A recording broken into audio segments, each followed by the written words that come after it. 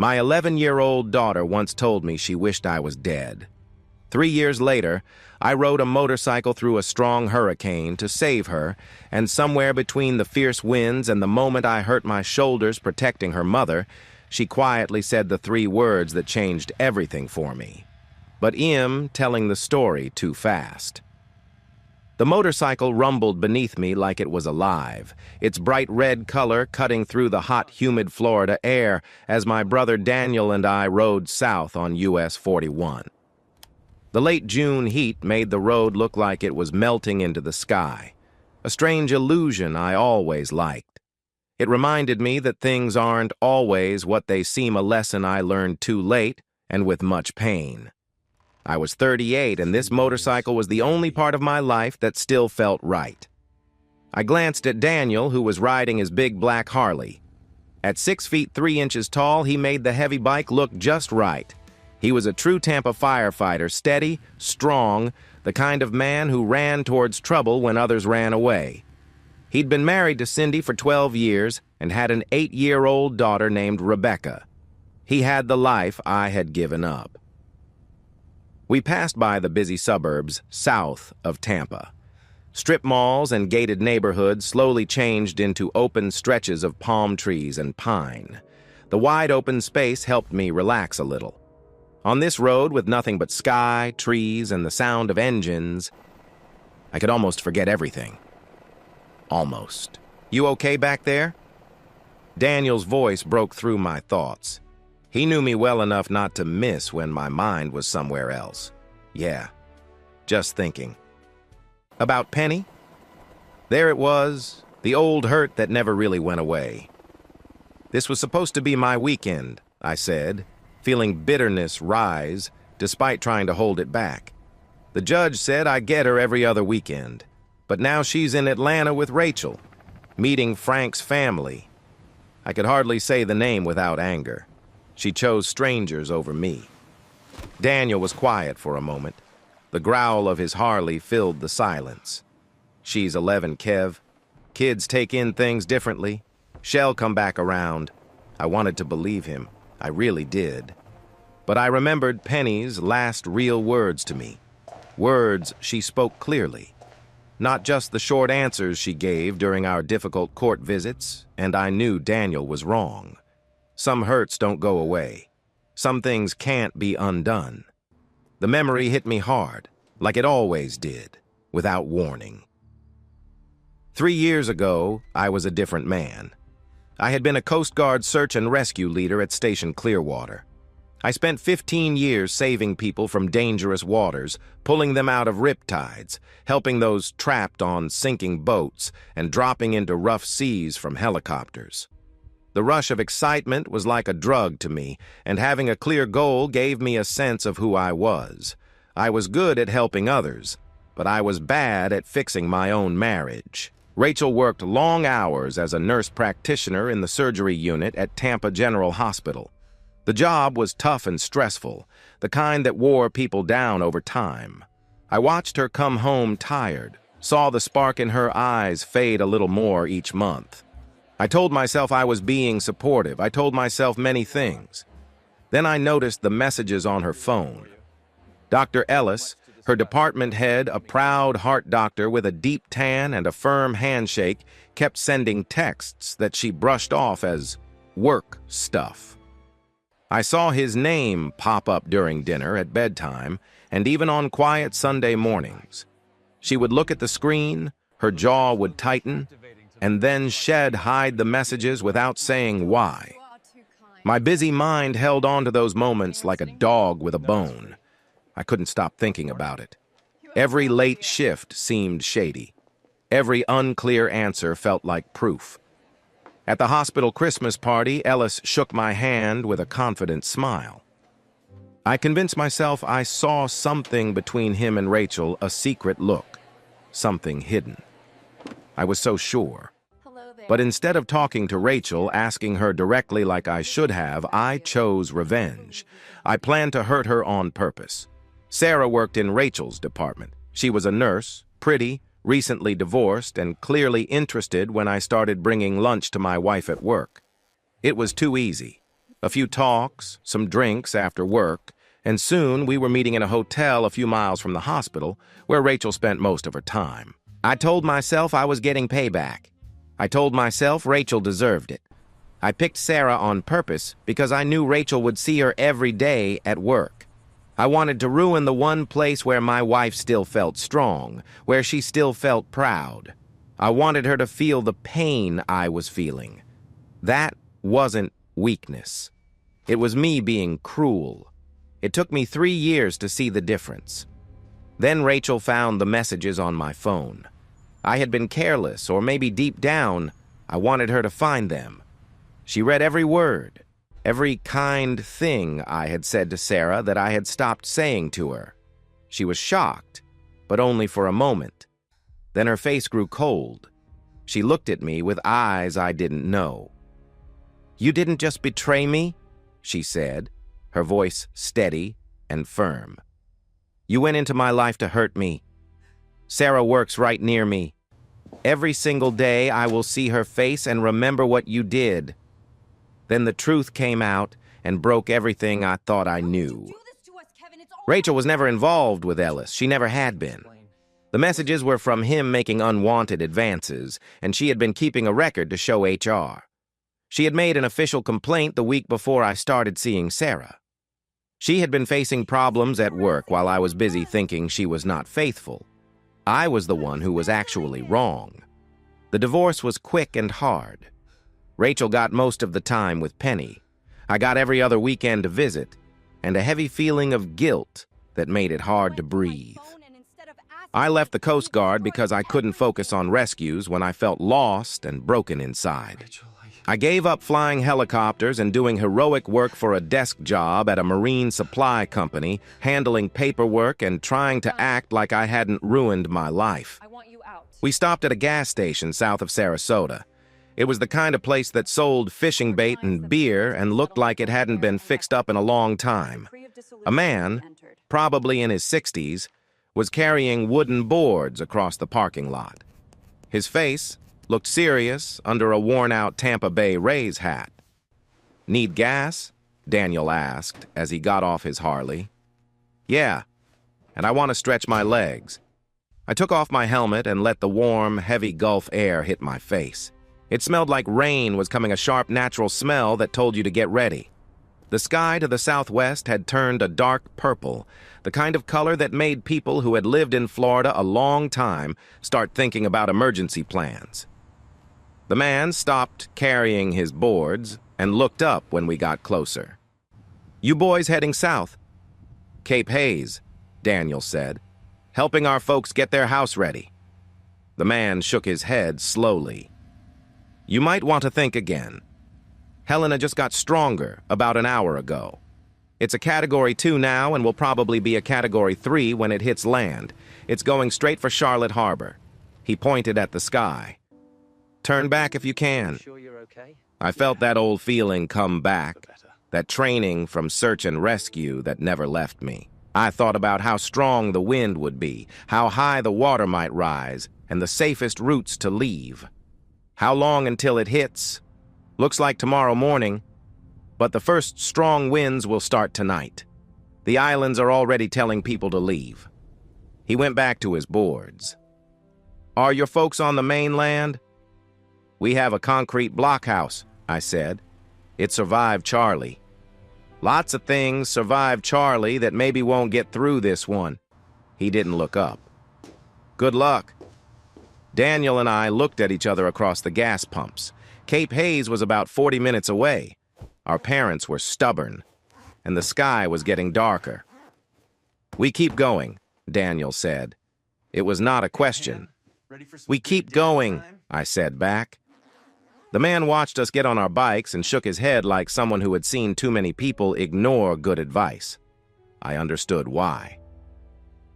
As we drove back onto US 41 toward the dark sky, I thought about the last time I really saw Penny. Not just being in the same place because the court said so. It was 6 months after the divorce. Rachel's apartment was a neat 2-bedroom place in a small complex near the hospital. I had come to pick up Penny for the weekend, one of the early ones, before she started making excuses, before the silence between us got so thick it was hard to breathe. Rachel had stepped away to get Penny's overnight bag. I hate you for hurting her. I stood in the doorway of my daughter's room, watching her toss clothes into a backpack with all the joy of someone getting ready for a big chore. "Hey, Pen, ready for some good dad time?" I asked. She didn't answer or look at me. Her shoulders were stiff, and her movements were sharp, like she was holding back anger. I was about to ask what was wrong when she finally turned toward me. The look in her eyes made my heart stop. "I heard Mom," she said. "On the phone with Grandma." She was crying. My stomach sank. Penny. She told Grandma everything. About Sarah, about how you picked someone Mom has to see every day, about how you did it to hurt her. "Sweetheart, it's complicated." "No, it's not." Her voice was shaking, but not with tears. It was shaking with anger and hurt. "You're supposed to be my dad. You're supposed to protect us. Instead, you broke Mom. You broke our family. Penny, please, let me explain. I don't want your explanations." She grabbed her backpack and pushed past me. At the doorway, she stopped and looked back. There was something in her face worse than anger. It was cold and distant, like she didn't care anymore. "I hate you for hurting her," she said. "You're not my dad anymore. I wish you were gone, instead of ruining everything." Then she walked away. I stood there in her empty room, surrounded by posters of sea animals and surfing pictures, reminders of a childhood I was no longer part of. Her words stayed in my chest, like a sharp splinter I couldn't get out. I came back to the present as the motorcycle hit a rough patch in the road. My hands were white from gripping the handles too tight, and my fingers felt numb. 3 years. 3 years of missed calls that went unanswered. Birthday gifts returned, and visits that felt more like difficult talks than time with my daughter. 3 years of watching my little girl grow into someone I barely knew, someone who just happened to share my blood. The sky ahead was nearly dark purple, and the wind had changed from small gusts to a strong, steady push that made the motorcycle feel shaky under me. Hurricane Helena was coming, and we were heading straight toward it. Somewhere out there, Rachel and Penny were supposed to be in Atlanta, meeting the family of the man who might become Penny's new father figure, safe, far from the storm. I had no idea how wrong I was. State Road 776 felt different than the bigger US 41. It was narrower, more open, the kind of road where you don't just see the weather, you feel it. The sky had changed from a dark purple to a worse color, a greenish gray that looked like old copper, the kind that felt serious and heavy. The wind stopped playing around. It wasn't just blowing anymore. It was pushing hard against the Ducati, making every mile a struggle. Rain hit my visor like small stones thrown at it, each drop warning me of what was coming. I had been through many storms in Florida before, but this one felt different. It seemed like it meant business. Daniel's voice came through the intercom, cutting through the sound of the wind. "Maybe we should have listened to that man at the gas station." "Backing out now?" I teased. "More like getting wet feet." "And everything else," he said, laughing, but the laugh was forced. Daniel never gets nervous, so if he was joking, he was worried. "The radio says Helena just got stronger again. It's now a Category 3 storm, maybe Category 4 by the time it lands. They're telling everyone on the barrier islands to leave. The governor said it's a state of emergency." I thought about Mom and Dad in their heavy concrete house. Mom's arthritis had gotten worse over the years. She moved slowly now, and often mentioned her aching knees when she thought no one was listening. Dad would never admit the house might not be safe enough. He'd been through Charlie. In his mind, that meant he could handle anything. "We should call them," I said. "Make sure they're getting ready." I already tried. The lines are all busy. Everyone is trying to call everyone else. We passed a long line of cars trying to leave the area going north, bumper to bumper. Their faces looked pale through wet windows. A woman in a minivan honked as we rode south against the flow of traffic. I caught her face through the rain, a mix of fear and anger, like she couldn't believe we were going toward what she was running from. I didn't blame her. Honestly, I wasn't sure I believed it either. My phone buzzed against my chest. I had it inside my jacket to keep it safe, but the vibration felt wrong, urgent, and different from normal messages. I pulled over at a gravel area next to an old, empty fruit stand. Daniel followed me. The rain was now coming sideways. I bent over my phone, trying to protect the screen. The caller ID made my heart stop. Rachel. She hadn't called me directly in over a year. We only talked through lawyers or quick text messages about custody. Even those had stopped after Penny started refusing visits. The last time I heard Rachel's voice was at a meeting, and she spoke to me like I was a stranger she didn't want to be near. I answered. Rachel? There was static. Bits of words came in broken. Kevin. Plans changed. Not in Atlanta. You're breaking up. Say that again? More static, then her voice came through, urgent and clear. Need help. A cold feeling ran through me. Where are you? What's going on? Frank's mother. Not well. The call got weak. Then steady again.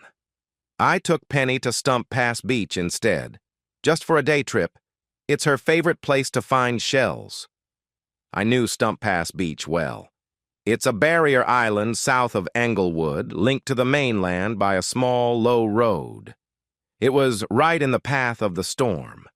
There was no high ground or safe shelter there. It was the kind of place that floods when a big storm hits. Rachel, you need to leave now, I said. My car broke down, she answered, voice shaking something I had never heard before from Rachel. Fear. The engine stopped working because of the traffic while we tried to leave. We're stuck on the island. The storm is getting worse. I can't reach anyone for help. Calls aren't going through. I quickly thought it through. Stump Pass was maybe 30 minutes away in good weather. But this was bad weather. The road would flood first, it always did. Once that happened, there would be no way off the island until the storm was over. I didn't want to think about what that could mean. I'm coming, I said before I even thought about it. Stay where you are. Find any shelter you can, something safe. I'm on my way. Kevin, the road. The call stopped. I stared at the phone, rain running down my face, trying to make the call work again. Nothing. Daniel had gotten off his bike and was standing beside me, watching my face. What? He asked. Rachel and Penny. They're stuck on Stump Pass Beach. Their car broke down. I saw him understand immediately, the same hard thoughts crossing his face. He didn't hesitate. Then we have to go get them. Cape Hayes can wait. Daniel, you don't have to... Enough, Kevin. He was already pulling out his phone. Cindy? I know it's hard to hear me. Listen, take Rebecca and go to your parents in Lakeland right now. Don't wait for us. A quick pause. I love you too. Go. He hung up and looked at me. Let's go. I felt something break open inside me, a deep feeling of thanks that stopped me from speaking. 3 long years after my divorce, with him watching me fall apart and make mistakes, he was here. No blame. No reminders of what went wrong. Just help when it was needed. I nodded once, climbed on my bike, and we headed toward the coast. The road showed up through sheets of rain like a gray line stretched over rough water. Traffic here was worse. Cars jammed close together, moving slowly toward the mainland. Horns blasted into the wind but made no difference. The smart ones left long ago. These people stayed too late. Daniel and I rode between cars, our bikes slim enough to slip through tight spaces. A man in a pickup yelled at me as I passed. but the wind took his words away. I didn't care. All I could think about was Penny's face, looking out through a wet window, waiting for help that might not soon arrive. Halfway to the island entrance, we reached a checkpoint. A sheriff's deputy stood in the middle of the road. He wore a yellow raincoat and looked serious under a wet baseball cap. Behind him, a police car blocked the lane, its lights flashing. "The island's closing," he called out as we got closer. "No one is allowed through." I turned off the Ducati's engine and got off the bike. The wind pushed me almost sideways. I reached into my jacket and pulled out my wallet. Inside was a card I'd kept for 3 years but never really used. It said, "Former SAR Team Leader, Coast Guard." I had to shout to be heard over the storm. "Family emergency, my daughter and ex-wife are stuck on the island. Their car broke down." The deputy looked closely at the old ID and then at me. I saw him thinking hard, a man with a badge, or a desperate man with hope in his eyes. "How old is your daughter?" he asked. 11. Something in his face softened. Maybe he had children. Maybe he knew the fear a parent feels when their child is in danger. He stepped aside. "You've got about 45 minutes before the causeway floods for good. Don't make me have to come find you." "Thank you." "Don't thank me. Just get them safe." Daniel and I moved past him. Behind us, the deputy was already stopping the next car, a family driving a sedan who hadn't gotten here quickly like us. The causeway stretched ahead, with waves already covering its lowest parts. In some spots, the water was up to the ankles. In others, up to the knees. The tide kept rising. I felt the Ducati's wheels slip on the wet road. The engine was straining, not made to handle such rough conditions.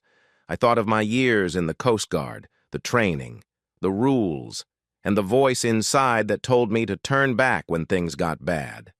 That voice had saved me many times. But I told it to quiet down. Penny was waiting on the other side. Nothing else mattered. The island looked empty and still. Most people had left. Those who stayed were hiding behind closed shutters, hoping for the storm to pass.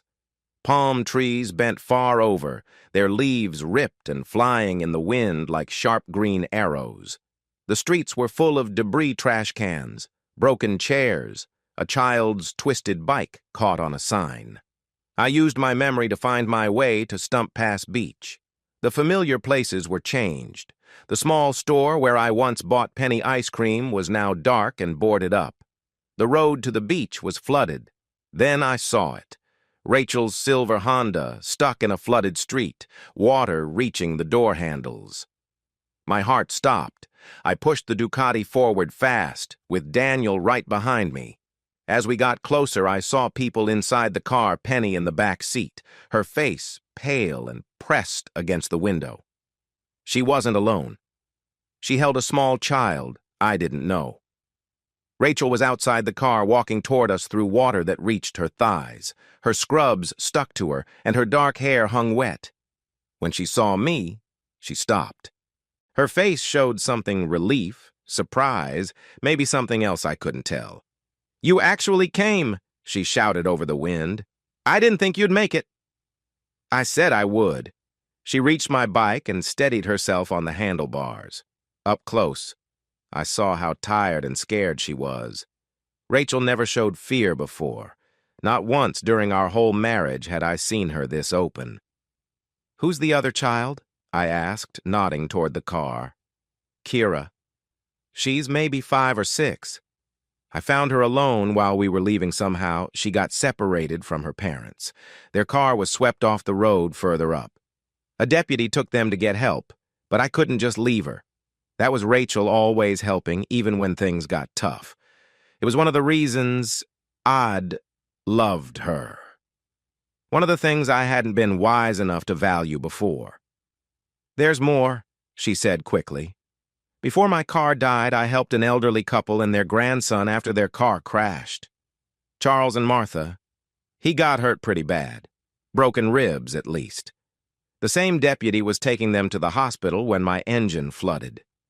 Daniel had gotten off his bike and was walking toward the car. "We need to move. The road's closing fast." I looked at the car, Penny's scared face, the little girl holding on to her. Then I looked at Rachel, standing in rising water, waiting to hear what to do.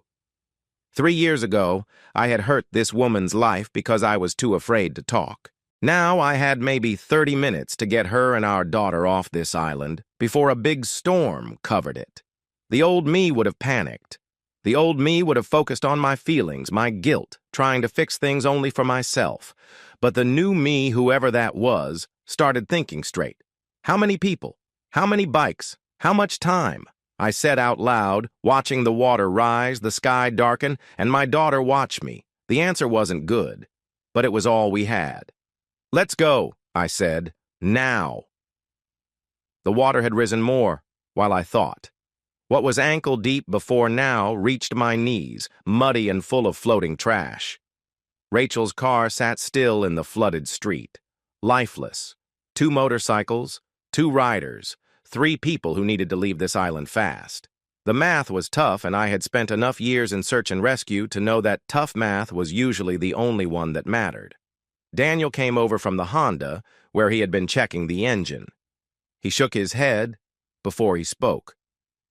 "It's done. Water got in the intake, maybe the electrical parts too. This car won't move.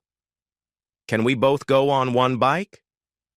I was already thinking about balance, wind, water depth, and how the Ducati was lower but lighter than the Harley. "Maybe." Daniel looked at the bikes, then at Rachel, Penny, and little Kira still sitting in the back seat. "The Harley can carry 2 adults. It's heavy enough to go through this water. But your Ducati can't carry 2 in this weather," I finished for him. The Ducati was light and quick, but that was a problem when you added another person and strong winds. One good gust and we'd lose control in the flood. Rachel had been listening. She stepped forward and I saw her change. The nurse practitioner took over the person who makes tough choices in emergencies when there aren't enough resources and too many needing help. "Take the girls," she said. Her voice was calm and sure. "Both of them. Kevin, you take Penny on the Harley. It's heavier, more steady. And Penny knows how to hold on. She's ridden with you before." She looked at Daniel. "You take Kira on the Ducati. She's small, about 40 pounds. The bike can handle that." "No." My answer came out stronger than I wanted. "I'm not leaving you here." Rachel looked at me and I saw past her calm to the fear beneath, but she stayed steady. "They're children, Kevin. Your daughter. And that little girl's parents are on the mainland, probably very worried about her." "Rachel, get them safe." She stopped me. "Come back if you can." I wanted to argue. A few years ago, I would have made it about my feelings, my guilt, my need to prove I wasn't the man who had given up on her long ago. But this wasn't about me. It never should have been. I looked at Daniel. He was already moving toward his Harley, undoing his belt. "We need to keep them safe. Kids their age panic and might let go." "I know." I was unbuckling my own belt and taking off my jacket. 15 years in the Coast Guard kicked in. I remembered all the makeshift rescues. Loop the jacket sleeves through the belts, tie them tight. It makes a kind of harness they can't slip from. We worked quickly, the rain pounding down and the wind trying to tear the fabric from our hands. Kira was crying, calling for her parents. Rachel kneeled in the water by the car door, speaking softly in a calm, sure voice that must have comforted many scared people. "This man is going to take you to your mommy and daddy," she said, while gently brushing the little girl's wet hair. "His name is Daniel, and he's very brave. All you need to do is hold on tight. Can you do that for me?" Kira nodded, her lip trembling. Daniel lifted her from the car. and she held onto his neck like a small animal looking for safety. He fastened her to his chest with a makeshift harness, then took off my helmet and put it on her head. It was far too big, almost funny to see, but it would keep her safe from any falling things. I turned to Penny. She looked at me with those deep, complicated eyes, the same eyes that had shown anger 3 years ago, the same ones I had thought about every night since then. Anger was still there, I could tell. But there was something else, too. Fear. And maybe, under all of that, a tiny bit of hope. I kneeled in the water again. The floodwater was up to my thighs now. I could feel the water pulling at my legs, trying to carry me toward the sea. "I know you're angry with me," I said. "You have every right to be. I'm not asking you to forgive me, at least not now. Maybe never unless you want to someday. But right now, I need you to hold on to me tighter than you've ever held on to anything. Can you do that?" Penny didn't say a word. She just nodded once, a small movement I had seen many times during our difficult visits before. But now, when I helped her onto my back and fastened the harness around us both, she didn't feel like a stranger.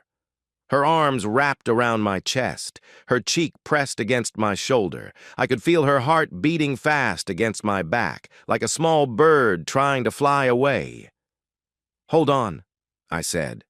To her, to myself, to whatever power might be listening through the loud wind. I got on the Harley. Daniel's bike felt different under me, heavier and steadier, but not as quick as my Ducati. Penny's weight changed how I balanced, so I leaned a bit forward to keep steady against the wind. Daniel was already on the Ducati, Kira fastened on his chest, her big helmet barely showing above his folded arms. He gave me a look that said everything be careful, stay close, don't get hurt. I nodded back. We moved forward into the flood. The road was worse than I had thought. What was just a little water an hour ago had become a strong river, with waves flowing over the barriers on both sides. The wind had grown stronger, blowing like it could knock a person down with one push. I rode slowly, feeling the water with every move, trusting my instincts. I was going too fast and might hit something hidden under the water, lose control, and drop Penny into the flood. But going too slow wasn't safe either. The strong current could push the bike sideways, and the wind would finish the job. A cooler floated by, rolling in the water, and I quickly moved to avoid it. Then, the back wheel of the Harley slipped on something under the water, maybe a curb or a broken piece, and for a terrifying moment I felt the bike start to tilt. "Dad." Penny's voice was small against the wind, but I heard it clearly. Not Kevin, not him. "Dad." That's what she said. I corrected myself, pushed the bike back upright, and kept going. Halfway across, a big gust hit us. From the left, a wall of wind that felt like a giant pushing hard. The Harley leaned too far, and I heard Penny scream. I felt her arms wrapped tightly around me, so tight I could hardly breathe. Time slowed down like it always does in a crisis. I had just a moment to act. I shifted my weight to the right, stepped hard into the water, and felt the shock move up my leg as I fought to keep the bike steady. My ankle hurt badly, but the bike stayed balanced. Penny was trembling against my back. Her arms were locked around me so hard I could feel her fingernails pressing into my chest through my wet shirt. Then I heard her voice again, barely above the storm and the pounding in my chest. "I love you, Dad." 4 small words. 3 years of silence, anger, and pain, all pushed aside by these words that opened something inside me I thought was closed forever. I started to cry. I couldn't stop. The tears mixed with the rain, invisible on my face, but I felt them. I felt everything. "I love you too, Penny." I wasn't sure if she could hear me through the storm. It didn't matter. I said it anyway. "I love you so much. Just hold on. We're almost there." We reached the mainland just as the causeway disappeared behind us. When I looked back, The road we had crossed was gone, covered by chest-deep water, swirling with debris and strong currents. There was no way back that way. A few blocks from the causeway, an emergency area had been set up in a church parking lot. Police cars, ambulances, and Red Cross tents filled the space. People huddled in groups, wrapped in blankets, with eyes that showed the shock of losing almost everything except their lives. I spotted them right away, a young couple. The woman was crying with her face in her hands, while the man walked back and forth trying to use a phone that had no signal. It had to be Kira's parents. Daniel was already getting off the bike, gently taking Kira from his chest. The mother looked up at the movement. She saw her little girl safe and alive, brought back from the storm, and the sound she made was a mix of a scream and a prayer. She leaned against Daniel as he handed Kira to her, crying words I couldn't understand. The father dropped his phone and wrapped his arms around all three of them, crying openly. "Thank you," the mother said between sobs. "Thank you, thank you, thank you." Daniel just nodded. He was never good with words in moments like this. A truck pulled into the parking lot. I knew it was my father's truck, even in the rain. Dad was driving, Mom beside him, her face pressed to the window as she looked over the crowd. When she saw Penny getting off the Harley, Mom began crying before even opening the door. They ran toward us. Dad forgetting his bad knee. Mom reaching for her granddaughter despite her aching hands. Penny vanished into their arms. I stayed back, watching, feeling like I did not belong at my own family reunion. Then, Dad looked at me. Just looked. His jaw was tight, his eyes wet. There was something in his face I hadn't seen in 3 years. Maybe it was pride. "Daniel, take Penny to the house," I said. "It's built from concrete blocks. She'll be safe there." Daniel was already helping Penny toward the truck, but he stopped. "Where are you going?" "Back. Rachel's still on the island." Dad started to argue his face, showing the stubbornness that had kept him on his porch during Charlie. But Daniel stopped him. "Take my Harley," he said, handing me the keys. "It's heavier and better against wind. The Ducati won't get through what's coming." I caught the keys and looked back at Penny, already climbing into the truck bed. She met my eyes through the rain and nodded once. That nod said everything her words couldn't. Go. Help Mom. Come back. I got on Daniel's Harley and rode into the storm. The causeway was flooded now, a river where the road had been. But I remembered a fishing road about a mile north, higher than the rest. During Charlie, it had stayed dry a little longer. I found it, barely. The road was underwater, but only about a foot deep. The Harley's higher sides helped me get through. Water splashed up to my knees. The engine sputtered, then started again. Every rule I'd learned from the Coast Guard told me to turn back. The weather was getting worse. It was too dangerous. I was supposed to stop, but I ignored those rules. Rachel had stayed behind so the children could escape. My daughter and another child were safe because Rachel chose to stay. I wasn't going to leave her like I had left our marriage. Behind me, a palm tree fell, blocking the road. No way back now. I was all in. The island looked different, almost unrecognizable. The street signs were gone, torn away by strong winds that must have been nearly 90 miles per hour. The places I used to recognize an hour ago looked strange or disappeared. The convenience store was just a dark shape behind thick rain that blew sideways. The road to the beach was now gone, covered by a swirling, muddy river where the street had been. I rode by memory and feeling, leaning over the Harley's handlebars, squinting through rain that felt sharp on my face. I had given my helmet to Kira. It seemed right at the time. Now I paid for that choice with every gust that tried to pull my head away. Rachel. I needed to find Rachel. She said she would look for shelter near the beach road. There was a concrete restroom building there, a plain but strong structure built to last through tough weather. If she got there, she would be safe. If she didn't. I did not finish the thought. The building showed up through the rain like a ghost, its gray walls still standing while everything else bent or broke.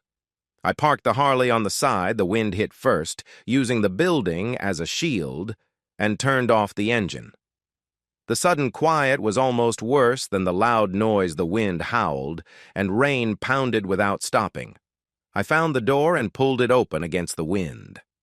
Inside, dim light came through a small window. I saw her. Rachel was sitting against the far wall, hugging her knees, her hair sticking to her face. When she saw me, her eyes grew wide. "You're crazy," she said in a rough voice, barely loud enough over the storm. "The causeway flooded 30 minutes ago. I saw it go underwater. You actually came back." "Told you I would," I said. She looked at me for a long moment.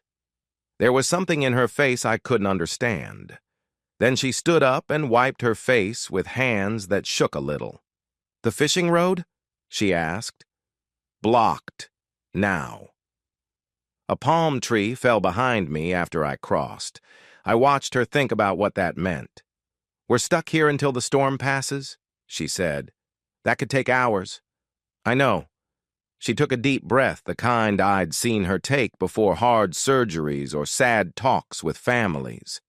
Then she moved toward the door. "Let's find better shelter. This place is strong but not good for staying long. No supplies, and if the water comes up high, we won't be safe." I followed her back into the storm. She got on the Harley behind me without hesitation, wrapping her arms around my waist. The touch felt strange, both familiar and new. 3 years since we last touched. 3 years since she held me close. Neither of us said a word. There was no time to waste. I moved away from the beach, going inland, looking for something solid to help us. The neighborhood streets were in terrible shape, debris everywhere, cars flipped over, and houses with their roofs torn off like cans. Then I saw something that made me stop. A sheriff's SUV lay on its side, leaning against a power pole.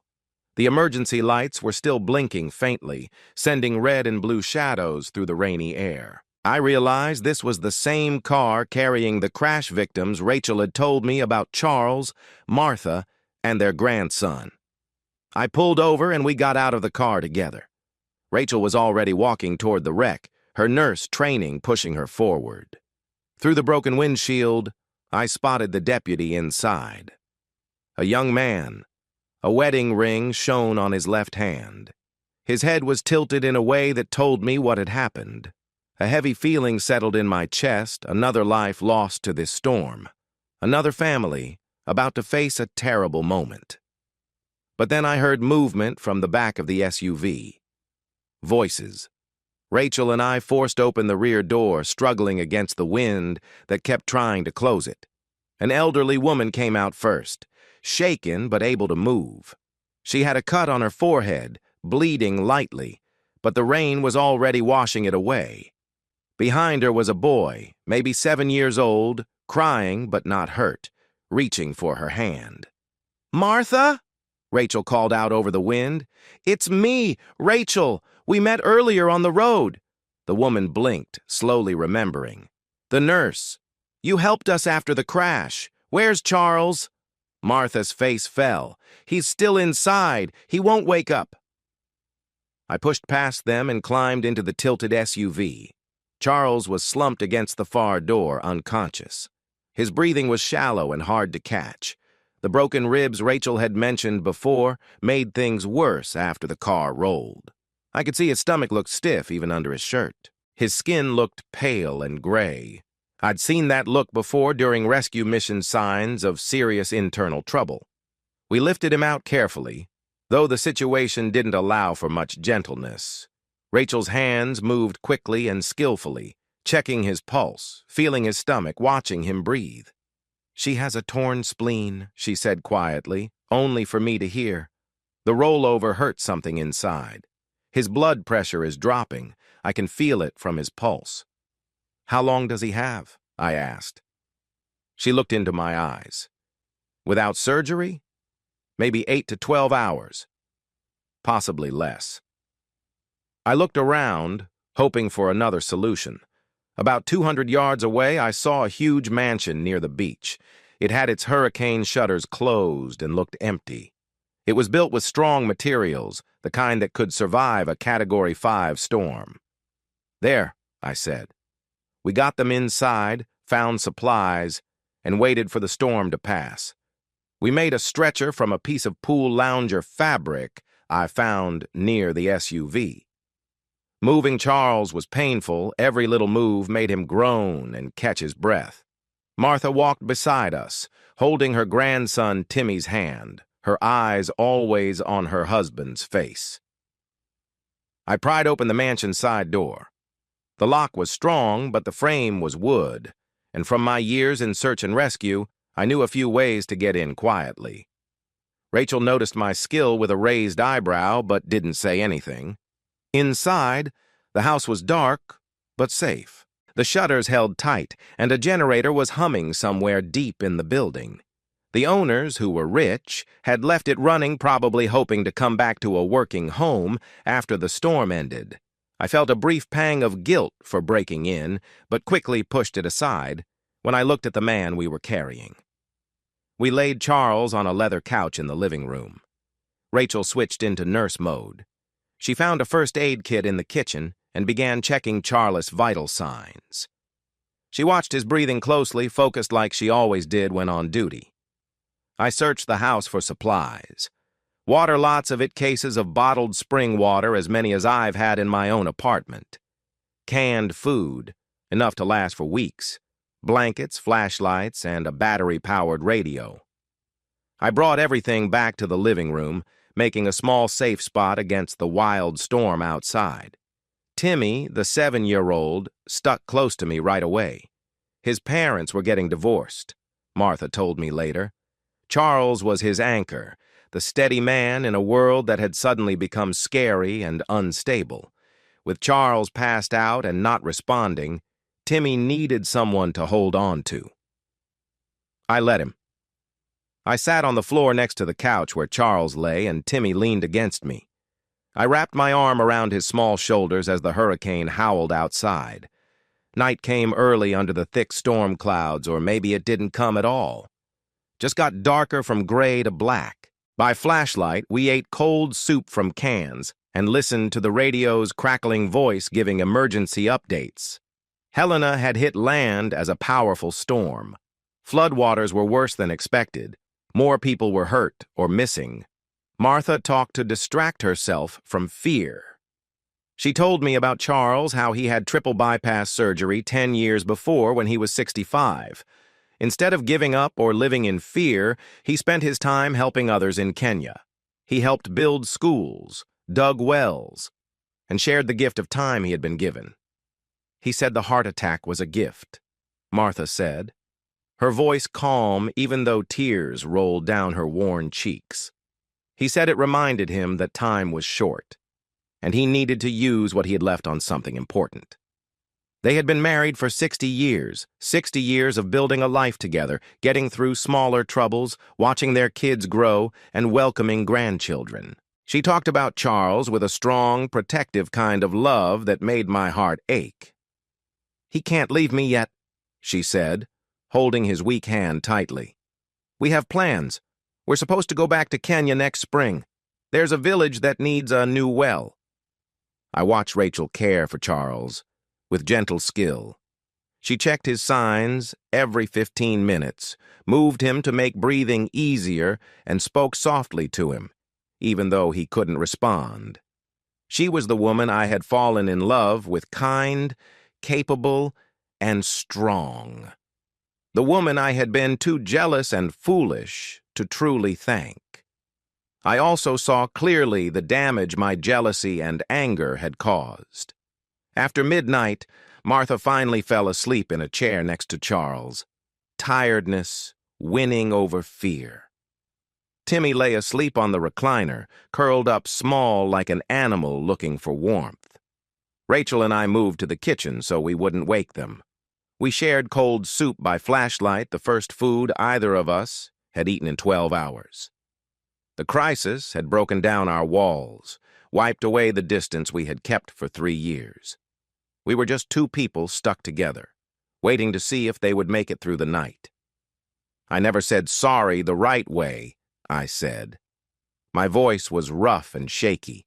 Every time I tried, I made excuses. I said it was because I was stressed or because of my ADHD or because I was worried. But there is no excuse for what I did.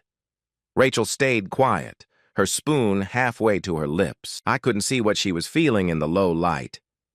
I was jealous, I said slowly. I couldn't stop thinking about it. I saw Ellis messages on your phone and made myself believe they meant something they didn't. I never asked you about it because I was scared of what you'd say. So I made up a story in my head. I added things that weren't true and started to believe a false story. I took a deep breath. The hardest part was still coming. But that's not the real truth. The real truth is, I didn't just make a mistake. I used it to hurt you. I chose Sarah on purpose because she worked with you. I wanted you to see her every day. I wanted to spoil the one place where you still felt good about yourself. My voice broke. That was just a mistake, Rachel. That was mean. I planned it. I wanted you to feel pain like I did, even though you hadn't done anything wrong. We sat in silence. Outside, the wind blew loudly like something angry and alive. I'm glad you finally said it without adding but, Rachel said at last. Her voice was calm but firm. 3 years of I'm sorry, but I thought you were cheating got tiring. 3 years of you giving reasons like they make it okay. She put down her spoon. When she looked at me, her eyes were sharp. Words don't fix what words broke, Kevin. I saw the messages you sent Sarah. All the sweet things you told her, things you stopped saying to me years ago. You're beautiful. I can't stop thinking about you. You make me feel alive. Do you know how hard it was to read those words? To see you could be kind and loving, just not with me? I didn't answer. There was no answer. I was dealing with Ellis for months, she went on. I reported his bad behavior, talked to HR, tried to keep my job safe while he made work terrible. I came home tired and scared, but I couldn't tell you. Every time I brought up his name, you gave me that look, that jealous, suspicious look that made me feel like I was already at fault for something I hadn't done. Rachel, I needed my husband. I needed someone to hold me and say it would be okay. Instead, I got questions. Instead, I got treated like I did something wrong. She stood up, and her chair scraped on the floor. So no, Kevin, your sorry doesn't change anything. Words are just words. She left the kitchen to check on Charles, leaving me alone with my guilt and the wind howling outside. I sat in the dark, listening to the storm rattle the shutters, and tried to see if there was anything left to save. I must have fallen asleep at some point, slumped against the wall with my head at a sore angle. Rachel's voice cut through my tiredness like a sharp sound. Kevin. Kevin, wake up. Her tone was different, no cold distance like before, no calm like she kept all night. This was urgent. This was scared. I was up before thinking clearly, stumbling toward the living room where Charles lay on the couch. The flashlight's light hit his face, and even in the dark, I could see the change. His skin had turned gray, the kind of color that means the body is losing a fight it can't win. He was breathing in shallow, uneven ways, each breath making a harsh sound that twisted my stomach. Martha was awake, holding his hand, tears running silently down her tired face. Timmy stood in the corner, eyes wide with fear no boy his age should feel. Kids understand more than we think. His blood pressure has dropped, Rachel said, moving quickly but calmly over Charles. His belly is swelling more. He's losing blood faster. She looked up at me, and I saw something in her eyes I rarely saw during our years together. Real worry. Has got only a few hours left. Maybe less. There's nothing more we can do with what we have here. I walked to the window and looked through a crack in the hurricane shutters. The wind was still strong and blowing debris against the house, but something felt different. The pressure in my ears changed. The light coming through the cracks shifted from a sick greenish gray to almost golden. I knew what it meant. After 15 years in the Coast Guard and many storms, I knew. The eye, I said, quietly. It's coming. Rachel was beside me in a second, looking through the same space. How long? Could be a few minutes. Could be half an hour. I turned back to look at Charles, at Martha's worried eyes, and Timmy, small and pressed against the wall. We might have a short time, maybe 30 minutes, maybe an hour if we are lucky before the storm comes back hard. A short time for what? Rachel's voice was sharp. She knew me well enough to see I was thinking about something risky. There was a small boathouse 2 houses down. I saw it when we were finding shelter, a 23-foot boat with a Yamaha engine. If it's still there and still works, we could get Charles across the water to the mainland. Rachel moved closer, her voice low so Martha wouldn't hear. What if the boat breaks down in the middle? What if the eye moves faster than you think? We don't have a choice. If Charles waits, he won't make it, I said.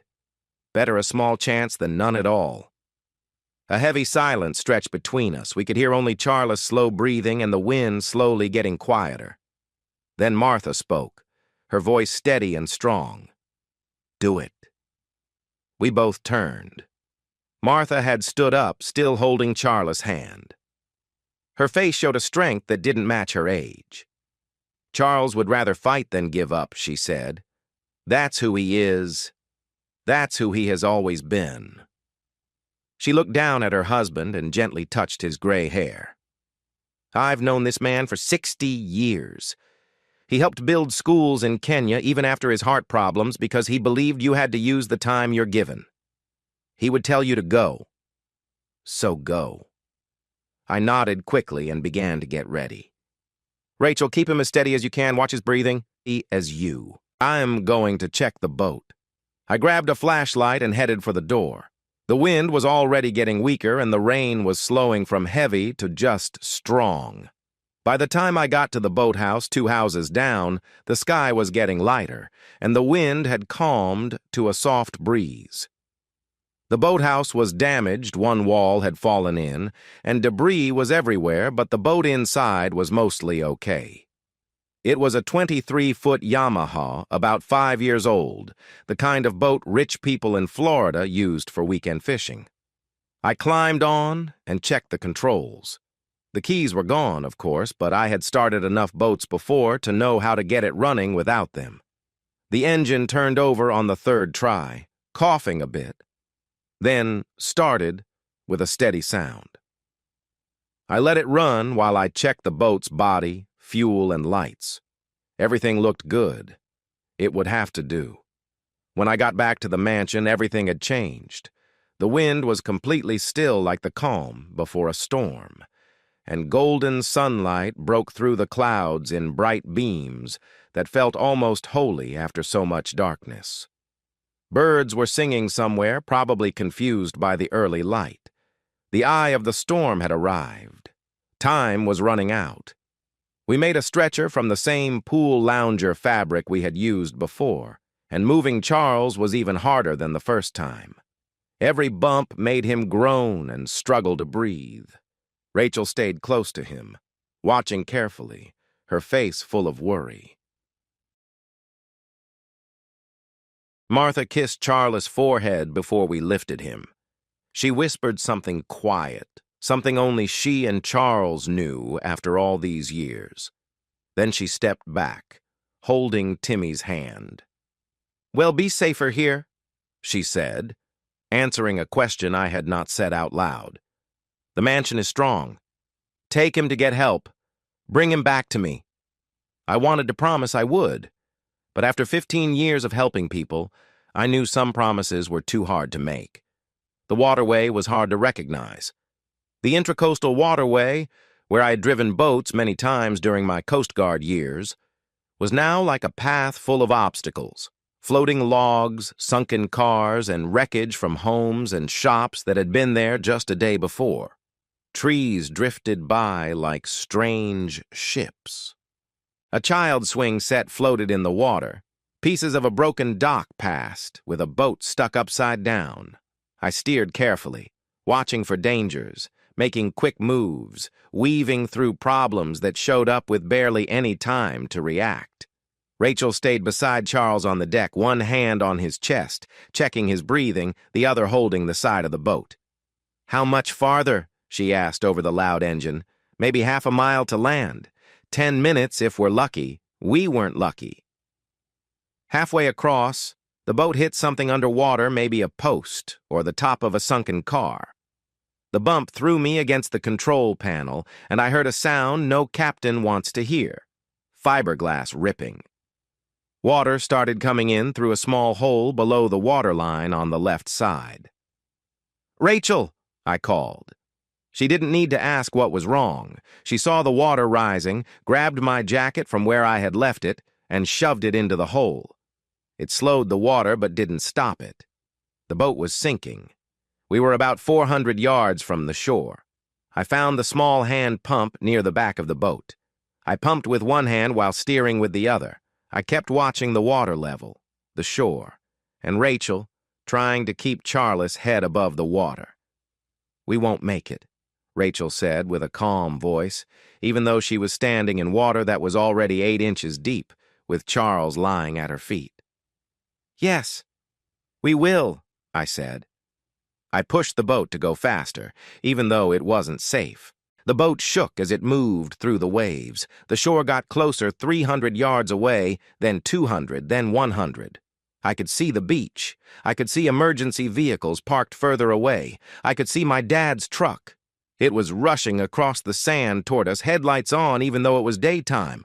Daniel was driving, and in the back of the truck, her hair flying in the wind, her face pale but full of worry and determination. Penny. I drove the broken boat onto the sand with a loud grinding noise that threw us forward. The boat broke apart as we hit the shore, and water rushed in to fill what was left. I didn't care. We were on land. Charles was still alive. Daniel jumped out of the truck and ran through the shallow water toward us. Penny followed, ignoring the wet shoes and jeans, running to her mother. "I couldn't stay behind," she said. She grabbed Rachel's arm and helped lift Charles into the truck bed. "I heard you went back for Mom. I had to make sure she was okay." I wanted to shout at her. I wanted to hold her tight. I wanted to cry. But there was no time. "The hospital is 20 minutes inland," Daniel said as we placed Charles in the truck. "We go now, or not at all. Look." He pointed north. The sky had gone dark again. Thick black clouds moved closer like an army coming fast. The backside of the storm was coming. We all climbed into the truck bed, Rachel next to Charles, still caring for him, Penny pressed close to her mother, and me holding on to the side of the cab. Daniel hit the gas, and the truck sped across the sand toward the road. The backside of a big storm is often stronger than the first. The winds hit from the opposite side, hitting things already weak from earlier. Pieces of debris that survived the first hit were ready to strike again. At first, I felt a strong gust of wind. Then it kept coming, pushing against the truck and making it shake. Daniel was driving as fast as he could, weaving between old cars and fallen trees. But the storm was getting closer. I saw something before the others, a big piece of aluminum roof, about 4 feet by 8, spinning through the air like a sharp blade. My mind worked fast. It was going to hit the truck bed. It was going toward Rachel and Charles. I didn't think. I didn't weigh my safety or options. I just acted. I threw myself over Rachel and Charles, covering them with my body. My back was facing up. The metal hit me hard, like a strong blow. I felt both of my shoulders twist painfully, like bones moving out of place. And I yelled without meaning to. But I stayed still. Moving would put the people under me in danger. The truck hit a bump. That shift made my hurt ankle get trapped under Charlie's stretcher in a bad way. I heard a crack before I felt the pain spread. My vision blurred around the edges. I forced myself to stay awake. Fainting would only hurt those I was protecting. "Dad!" Penny's scared voice came from above me, hands pressed on my back. "Dad, we're almost there, just hang on!" Time felt strange and loose. I remember bits and pieces, the truck stopping, voices calling out, hands lifting me up, Rachel speaking in words I couldn't understand, but knew were serious. I saw bright hospital lights. I saw Penny's face close to mine, tears falling, saying something I couldn't hear through the ringing in my ears. I tried to tell her I loved her, but I wasn't sure if she heard. Then everything went dark. I stopped fighting. The first thing I noticed when I came back was the ceiling. White and made of square tiles like you see in hospitals or schools. Something to count when you want to block out where you are or why you're there. I was in a hospital. I knew because of the smell, that sharp, clean scent that mixes with the feeling of these places. I tried to move, but quickly regretted it.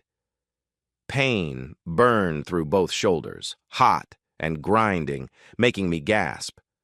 My arms were still. They were kept in slings, pressed close to my body at angles that felt wrong, but were probably right. My right leg was lifted and wrapped in something stiff and heavy from the middle of my lower leg down. For a long, scary moment, I couldn't remember why I was here. Then bits came back. The storm, the boat, the truck bed, the metal sheet spinning toward Rachel and Charles like a sharp blade, the crash, Rachel, Penny, Charles. I tried to speak, but my throat felt rough and dry. I managed a small sound that might have been a word. A hand touched my arm. Warm, small. It felt familiar, making my heart hurt. I turned my head slowly because even that was hard. There was Penny, curled up in the chair next to my bed. She was asleep, her hand resting lightly on my arm like she was holding on, afraid I might disappear if she let go. Her face was pale, her hair messy, her clothes wrinkled like she had been here for a long time. I watched her sleep, the girl I had hurt so much. My daughter who had once told me she wished I was gone. She was here. She stayed. Something inside me changed, and it had nothing to do with my injuries. A nurse came in. She was middle-aged and looked like someone who had seen a lot and was used to it. She checked my IV and looked at the machines around me, writing notes on a tablet.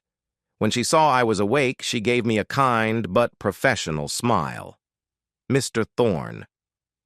"Good to see you awake," she said. She handed me a cup of water with a straw and helped me drink. The cool water felt almost sharp but good on my dry throat. "Do you know where you are?" she asked. "Hospital," I said, my voice rough like gravel. "Hurricane." "That's right," she said. "You're at Sarasota Memorial. You were asleep for 3 days. The doctors had to fix your ankle. It was broken and needed surgery with pins. Both your shoulders were out of place, but they fixed them. You'll need months of therapy to get better." She paused and looked gentle.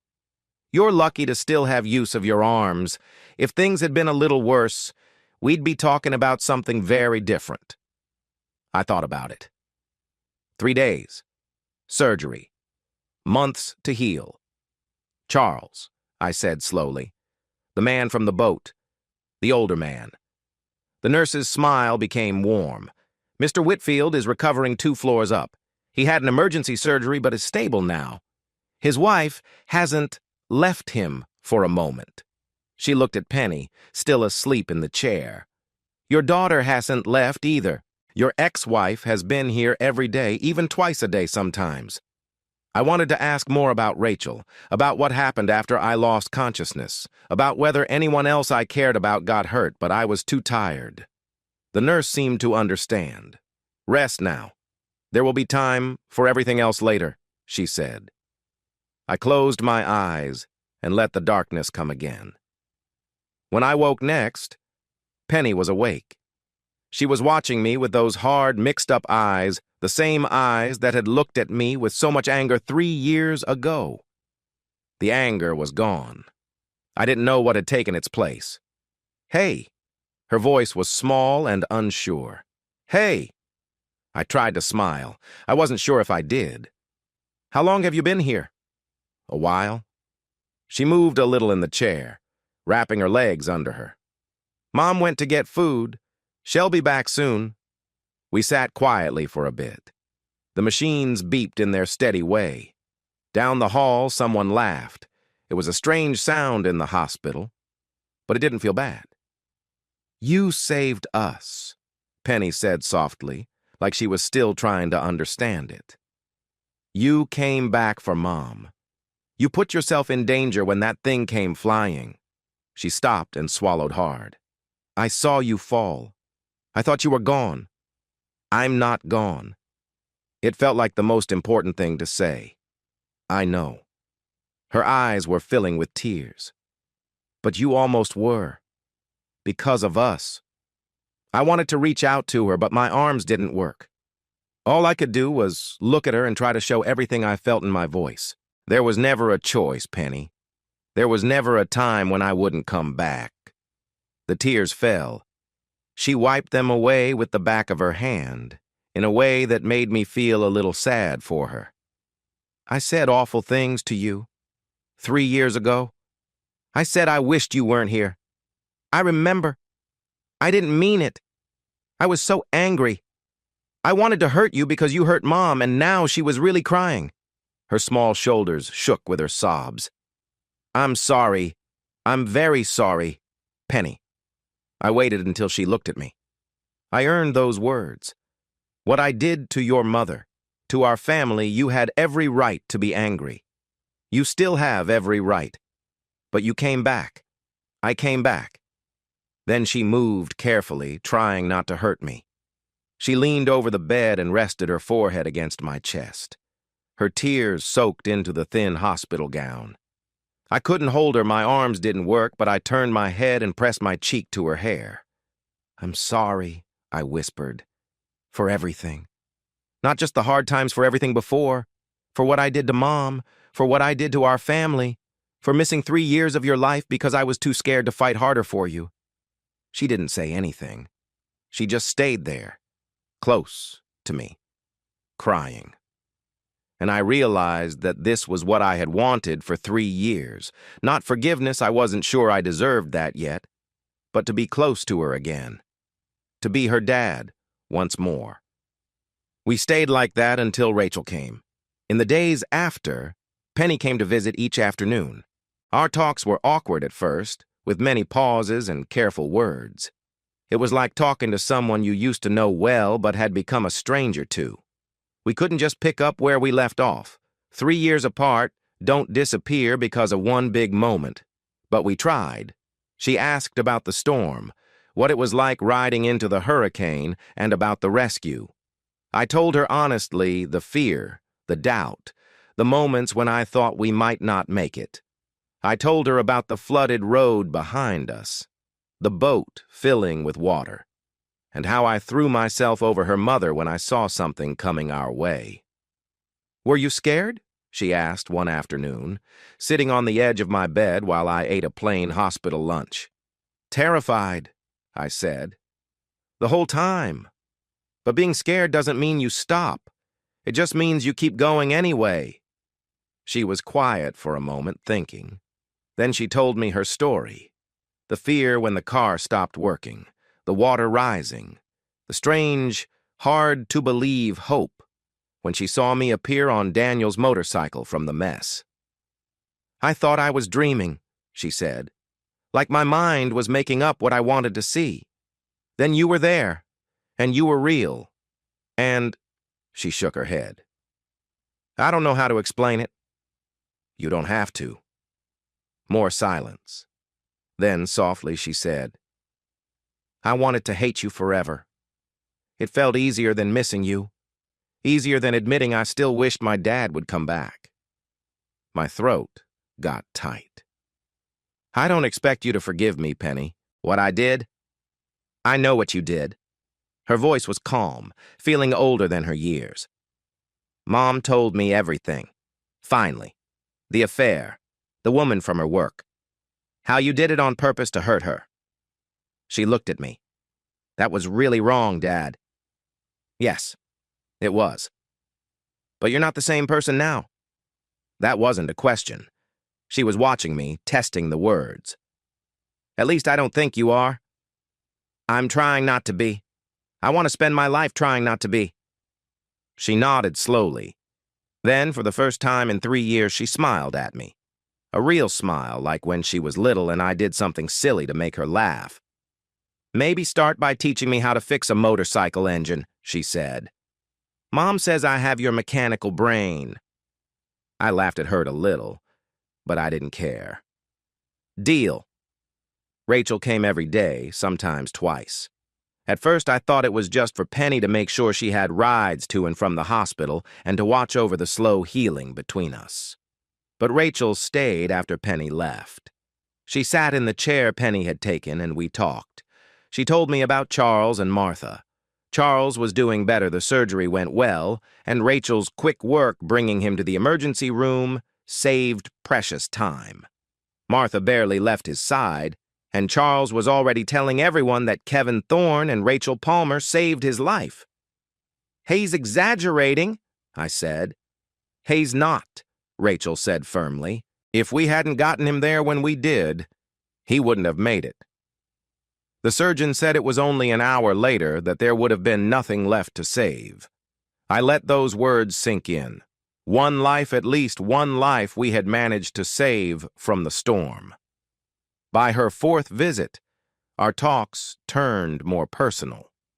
She sat by the window, watching the afternoon sun filter through the blinds when she mentioned Frank.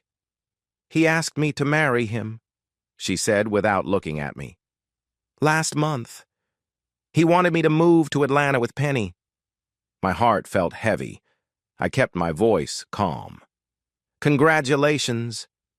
She looked at me then, her face showing many feelings. I didn't say yes. I asked for time to think. Then the storm happened.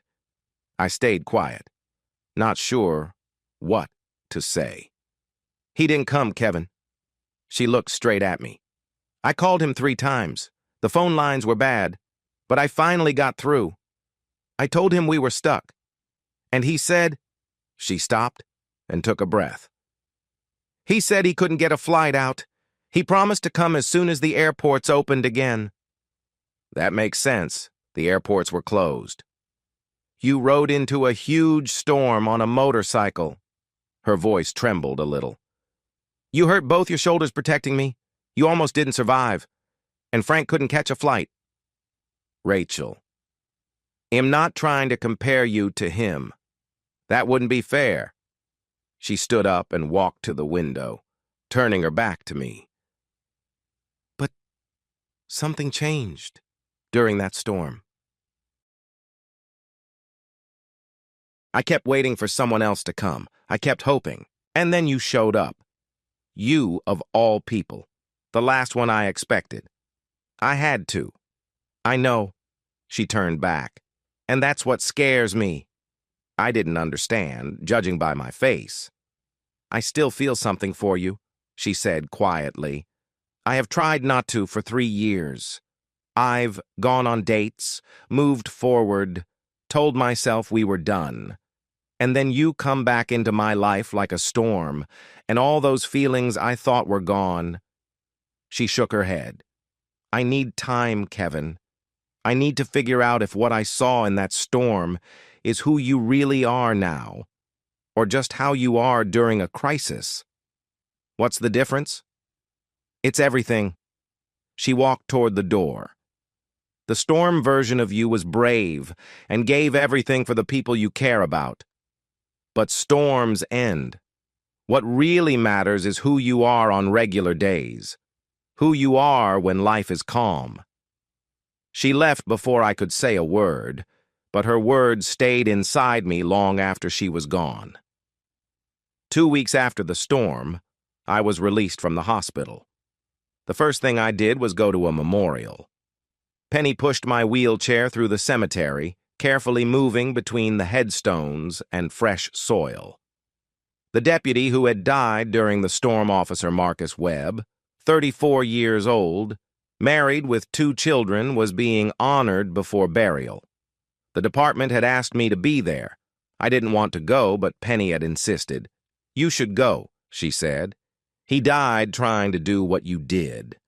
The least you can do is show up." So I went. The cemetery was full of people in uniforms, police, firefighters, EMTs. Hurricane Helena had taken 112 lives across the area. Funerals had been happening one after another for days. This was just one more, but it felt important, personal. Charles and Martha were there. Charles sat in his own wheelchair, even though his doctors said he shouldn't. When he saw me, he wheeled over with Martha walking beside him. "Young man," he said, his voice stronger than I thought it would be. "I've wanted to thank you properly. You don't have to." "No, I do." He held my hand firmly. 60 years I've been married to this woman. Because of you and that nurse, I get to have more time with her. That's not small. Martha bent down and kissed my cheek. "You gave him back to me," she whispered. "He'll never forget that."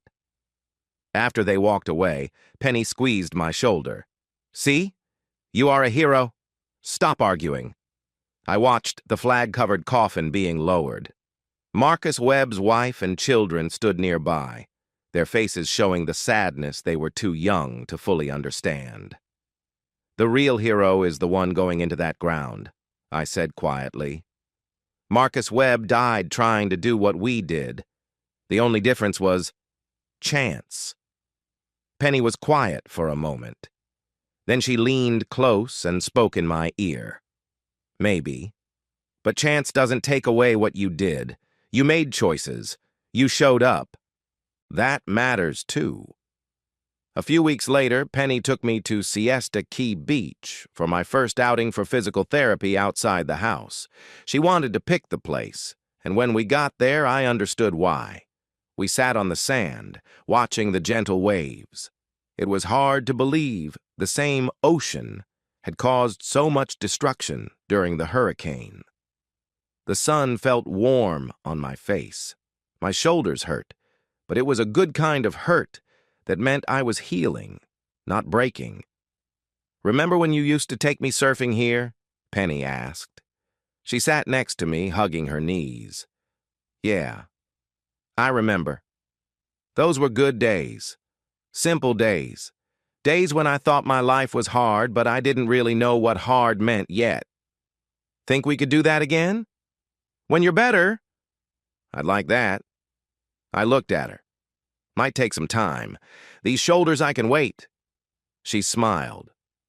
"Well, start slow." We sat quietly, feeling comfortable for the first time in years. The waves kept coming. The sun moved in the sky. Not far away, children laughed as they built sand castles, which the tide would soon wash away.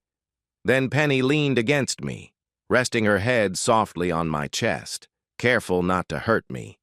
I wrapped my good arm around her as best I could, even though I couldn't move well. It wasn't forgiveness, not yet.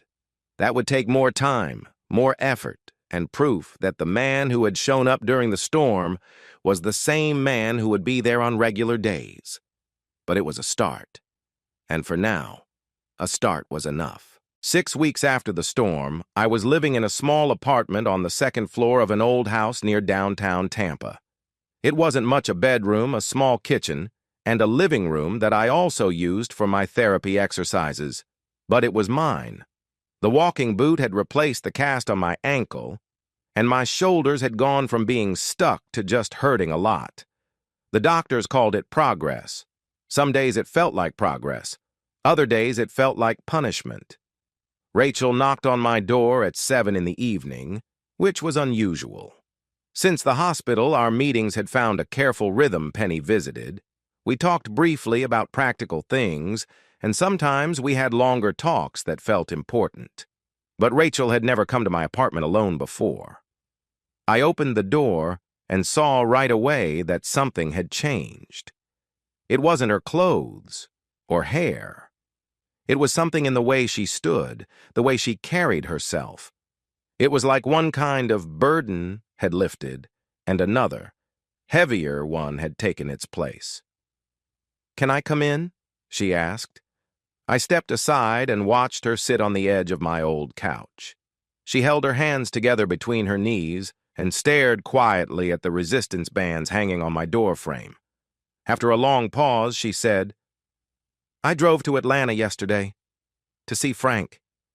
My heart felt tangled in my chest. I lowered myself carefully into a chair across from her, mindful of my sore ankle. "Okay," I said. I returned his ring. She looked me in the eyes. In person. He deserved that much. I didn't know what to say.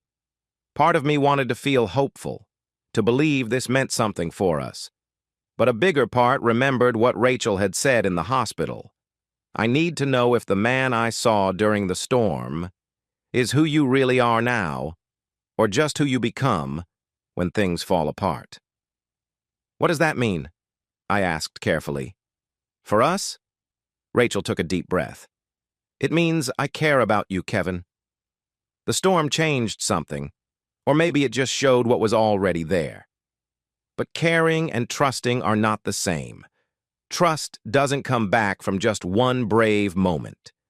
You understand that, don't you?" I understand. And I did.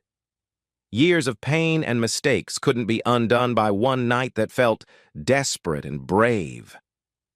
The storm gave us a chance, nothing more. What we did with that chance was up to us. "There's a complication," Rachel said quietly. Her voice had changed. It sounded careful, almost closed off. "My parents are coming this weekend. They're very angry about Frank. They want to try to make me change my mind." I felt my stomach tighten. Harold and Marianne. I remembered them from the wedding, polite but cold back then, clearly unhappy after the divorce. Harold had called me bad character during a custody meeting. Marianne had looked at me as if I was worthless. "Do they know about us?" I asked. "They know I've been seeing you, coming to the hospital. They know I ended the engagement." Rachel's jaw was tight. "My mother called it the worst idea at the worst time. My father said I'm making the same mistakes again. They're not wrong." The words came out before I could stop them. About me, I mean. About the things I did. Rachel looked at me firmly. "Maybe, but they don't get to decide for me." 3 days later, I sat in Harold and Marianne's rented apartment. I felt like I was on trial. The place was spotless white furniture, white walls, white carpet that made me scared to move. Harold sat in a big armchair that looked like a throne. His silver hair was neat and his eyes were cold and sharp. Marianne sat stiffly on the couch next to Rachel. Her body language showed clear disapproval. Rachel had asked me to come. She wanted to face her parents together, she said. I wasn't sure if that was a good sign or if she just wanted someone to watch. "Let me be clear," Harold said, his voice calm but firm. "We're not here to fight. We love our daughter, and we worry about the choices she's making." "I appreciate that," I said. "Really, I do." "Do you?" Harold's eyes narrowed. "Because from where I sit, it looks like you hurt our daughter before, and now you're trying to control her by playing the hero." Dad Rachel started to speak. "Let me finish," Harold said, raising his hand. "Kevin went into a dangerous storm. Very dramatic, very brave. But what does that prove? That he's ready to risk everything when things are wild? That's not the same as being a good husband." Not the same as staying true when life is quiet and hard. You're right, I said. Harold blinked, surprised I agreed. The storm doesn't erase what I did. I know that. Rachel knows that. Then why are you here? Mary Ann's voice was sharp. Why can't you just leave her alone? You had your chance. You wasted it. Now you want another because you happened to be there at the right time? I'm here because Rachel asked me to be. I kept my voice steady, though my heart was racing, and I'm trying to change. I've started therapy. Twice a week, one-on-one sessions. I joined a men's support group for therapy. Harold interrupted with a wave of his hand, clearly not interested. How easy for you. You hurt our daughter, lost your family, and now suddenly you want to change yourself. He leaned forward. You made Rachel look bad at her job, Kevin. You picked a woman from her own team. You meant to cause her pain. That was not an accident. That's who you are. I had no answer for that. It was true. Rachel stood up, her hands shaking. You don't get to decide this for me. Neither of you. Her voice wavered. I know what Kevin did. I lived with it.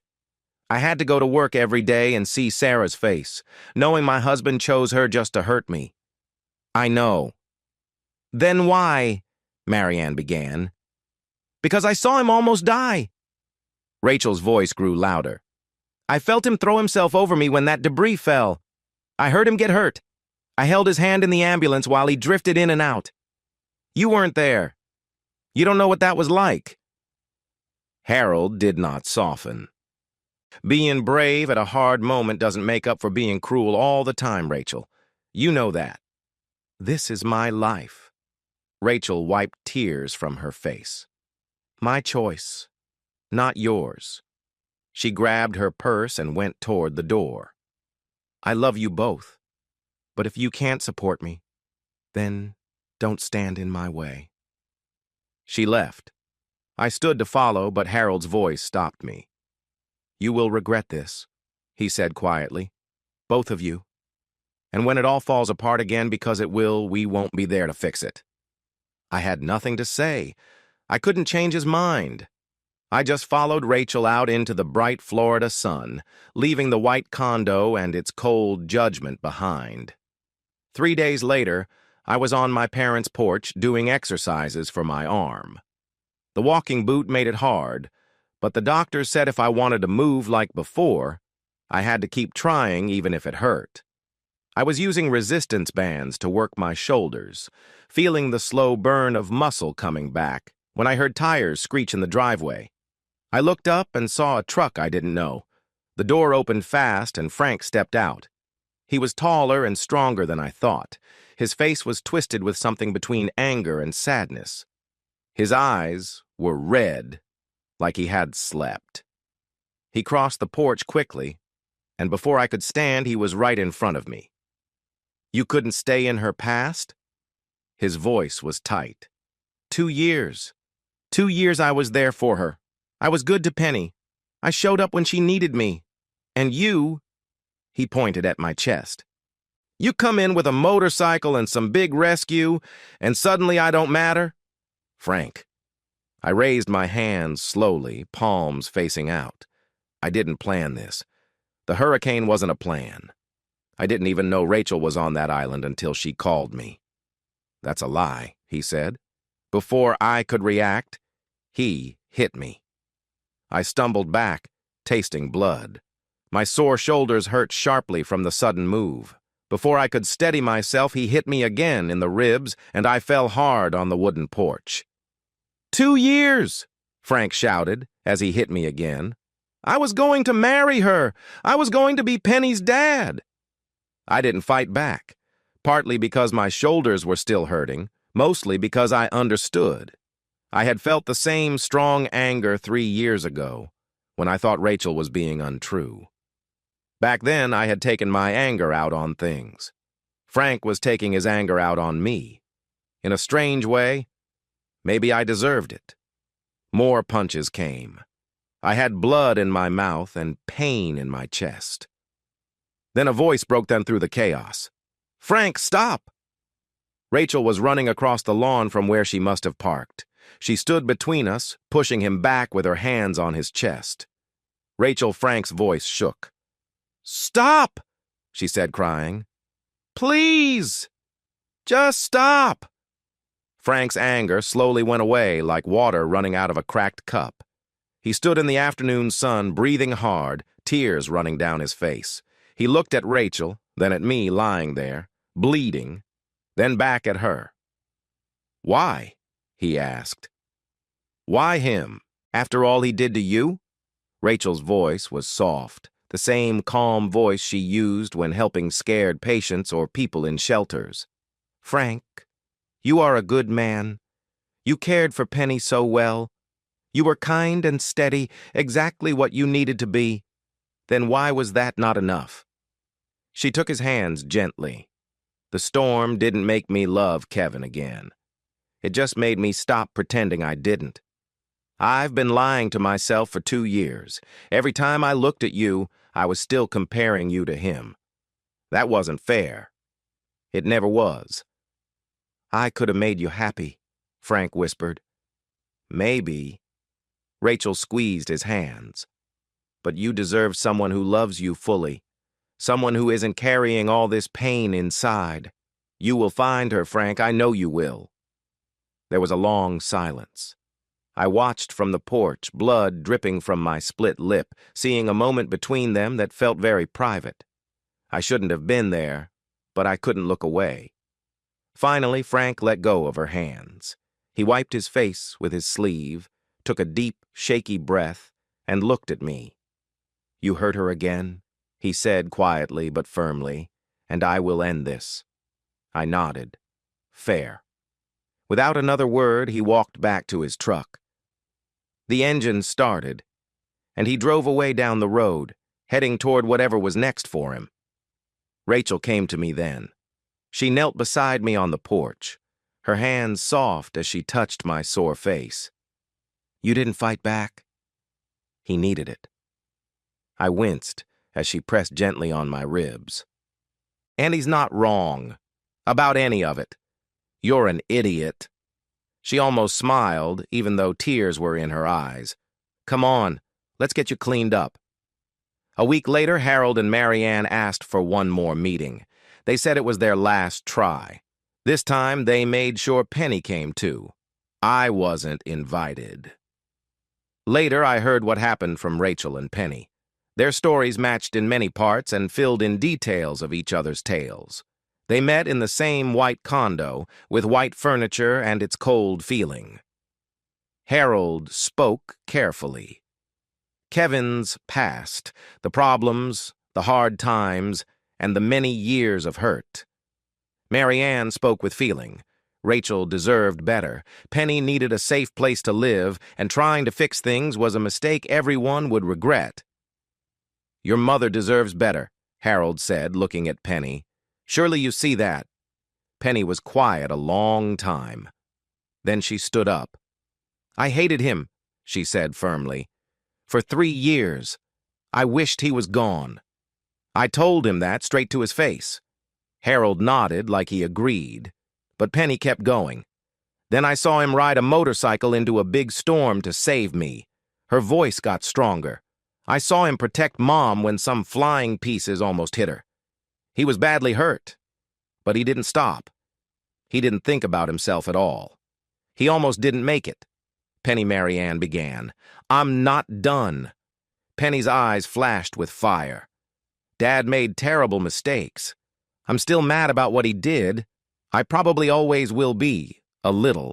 But he's trying to be better. He shows up. He works at it. That means something." Harold leaned forward. "Being brave once doesn't. You didn't see him fall apart." Penny's voice broke. "You didn't watch Mom cry while we waited to hear if he was okay. You didn't sit with him in the hospital and wonder if he'd wake up. I did." The white room fell silent. "Has my dad," Penny said. Quieter now. "He messed up badly, but he's still my dad, and I'm choosing to give him another chance. If you can't respect that, I don't know what to say." Rachel told me later that Mary Ann's face changed first. Something inside her shifted a bit of respect, maybe, or the understanding that her granddaughter had grown into a person with her own thoughts, her own choices, and her own peace. Harold took more time. He sat back like a king in his chair, thinking. Finally, he spoke. "It's your life, Rachel." His voice was heavy. "We will support whatever you choose." It wasn't joy. It wasn't approval. But it was enough. That night, Penny called me. "I told them off," she said, a little proud. Grandpa and Grandma. I told them what really happened during the storm. "About you." I heard. I sat on my apartment balcony watching the lights of Tampa flicker in the distance. "You didn't have to do that." "Yeah, I did." She was quiet for a moment. "I meant what I said, Dad, about giving you another chance, but that doesn't mean I've forgotten what you did." "I know. And if you hurt Mom again, you'll finish what Frank started?" She laughed, a surprised sound. "Something like that." "Fair enough." More silence, then softer. "I'm glad you came back. During the storm, I'm glad you didn't give up on us." I felt my eyes sting. "I never gave up, Penny. I just didn't know how to fight for you. I'm still learning." "Yeah," she said. "Me too." She hung up, and I sat there in the darkness, listening to the night sounds of the city, thinking about second chances and the long, slow work of earning them. The stars were out, the same stars that had been hidden behind Helena's clouds all those weeks ago. The same stars that had watched me ride into chaos, watched me break, watched me begin to heal. We weren't fixed. Not yet. Maybe not ever, completely. But we were trying. For now. That was enough. Dr. Okonkwo's office smelled like lavender, and something else I couldn't name, maybe some kind of herbal tea in a cup on her desk. The room was made to feel calm. Soft colors, nice furniture, plants that looked real, but probably weren't. It felt like a safe space, a place where hard talks could happen without feeling heavy or full of old pain. Rachel and I sat on opposite ends of a cream-colored couch with a space between us. I saw we were both turned slightly away, making an invisible wall that Dr. Okonkwo clearly noticed with her steady eyes. She was a strong woman in her 50s, Nigerian-American with short gray hair and glasses hanging on a beaded chain. She came highly recommended by Rachel's co-worker at the hospital she worked with couples trying to fix deep wounds. She called them fundamental trust violations, a gentle way of saying affairs, a gentle way of naming what I had done. "I'd like to start by asking each of you why you're here," Dr. Okonkwo said, her clear voice making every word count. "Not why you think the other person wants to be here. Why you, specifically, chose to come through this door." Rachel spoke first.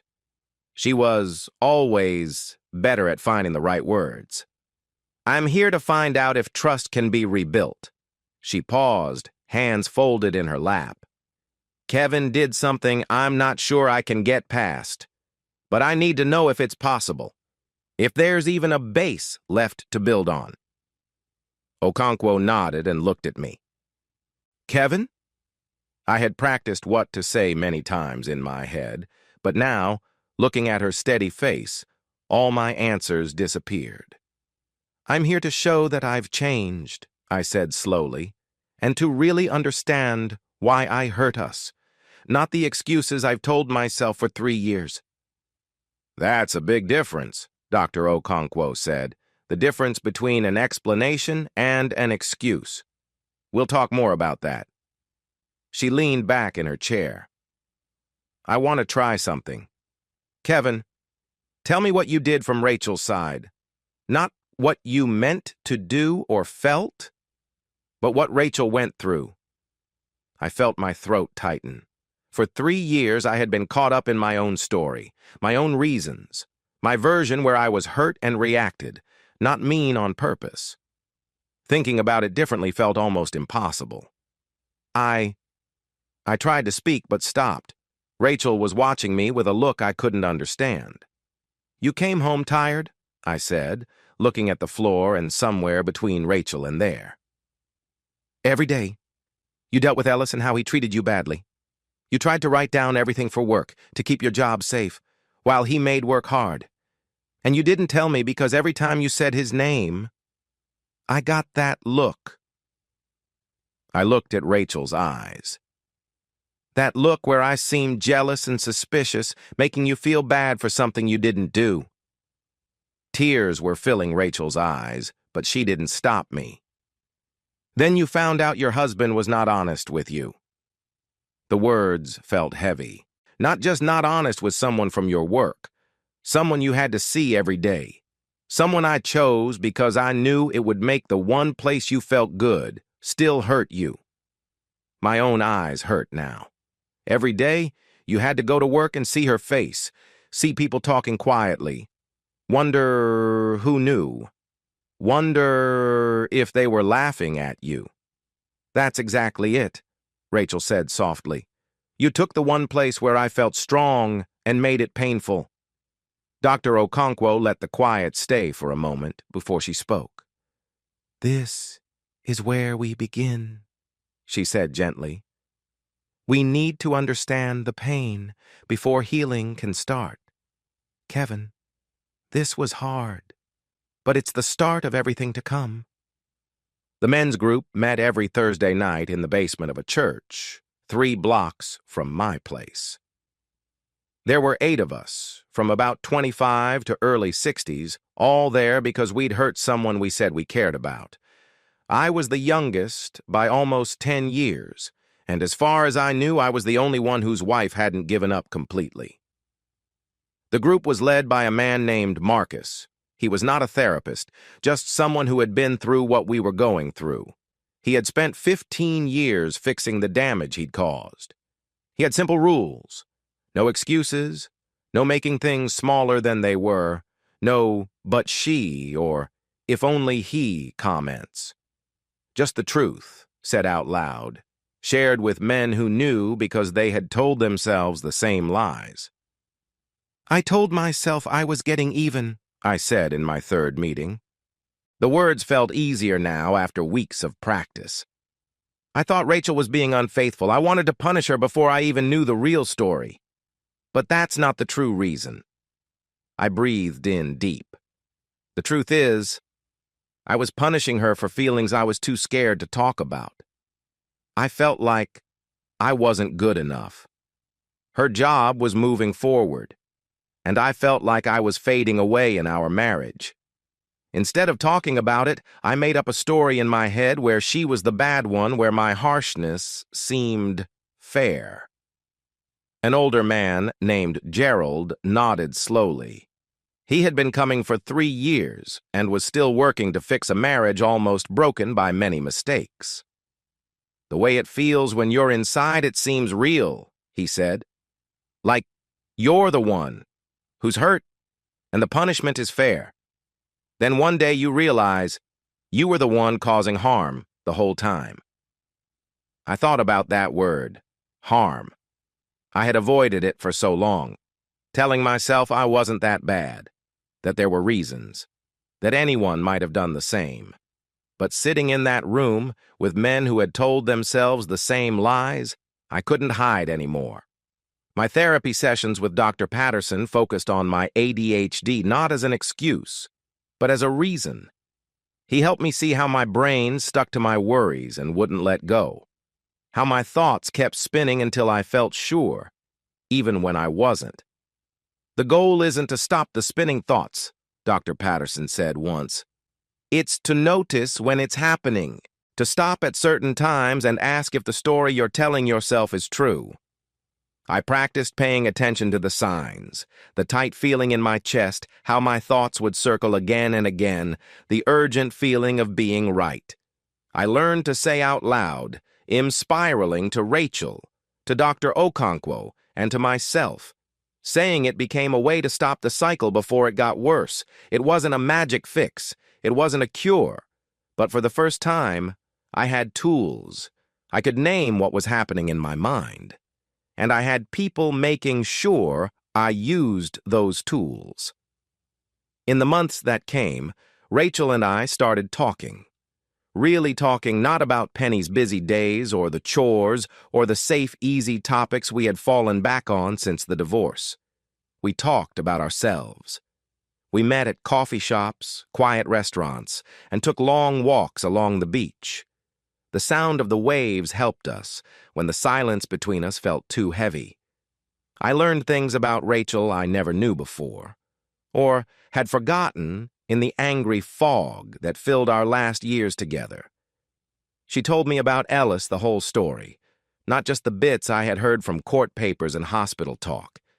It started with comments about how she looked, then moved to unwanted touches that seemed friendly at first, and then late-night messages that made her very uncomfortable. She kept careful notes on everything, building a case while trying to keep her work life normal. She told me how tired she was, how scared, and how alone she felt. "I wanted to tell you," she said one night, sitting on a bench by the bay. "But whenever I said his name, you looked like you already thought I did something wrong. I felt like I was being judged in my own home." I listened. I didn't try to explain or defend myself. I just listened. Then I shared things I'd never told anyone before, how scared I felt, because I thought I wasn't good enough. How losing my Coast Guard job made me feel like I lost who I was. How ashamed I was that I was stuck doing boring desk work while Rachel helped people at the hospital. I told her how I tricked myself into thinking she was leaving me for someone else when really I had been pushing her away with my doubt and coldness. "I stopped trying to reach you," Rachel said during another talk, this time in my small kitchen. "When you got jealous about Ellis, I pulled back instead of coming closer. I told myself your jealousy was your problem, not ours. It was easier to blame you than to try to fix things." "You're not to blame for what I did," I said right away. "No," she said firmly. "I'm not. What you did was your choice, your mistake. But we both stopped trying before things fell apart. This isn't me blaming you. It's just being honest." This was the start of something new, not by ignoring the past, but by facing it all, my mistakes and her pulling away, my coldness and her distance. We both failed. I failed more. But we both gave up long before the end came. We started seeing each other again, on purpose, slowly and awkwardly. Our first dinner was at a small Italian place near the hospital, the kind with red and white tablecloths and candles in wine bottles. We sat across from each other like strangers on a blind date. But this time, we knew too much instead of too little. The talk was slow with many breaks, like two people unsure how to be near each other anymore. Our second date went better. I took her for a ride on the Ducati finally fixed after months in the shop, and she held me around the waist like she used to, before everything broke. I heard her laugh next to me as we rode along the coastal road, and something in my chest, tight for years, started to feel lighter. On the third date, we cooked together. Made pasta from the start, just like we did early in our marriage when life was simpler.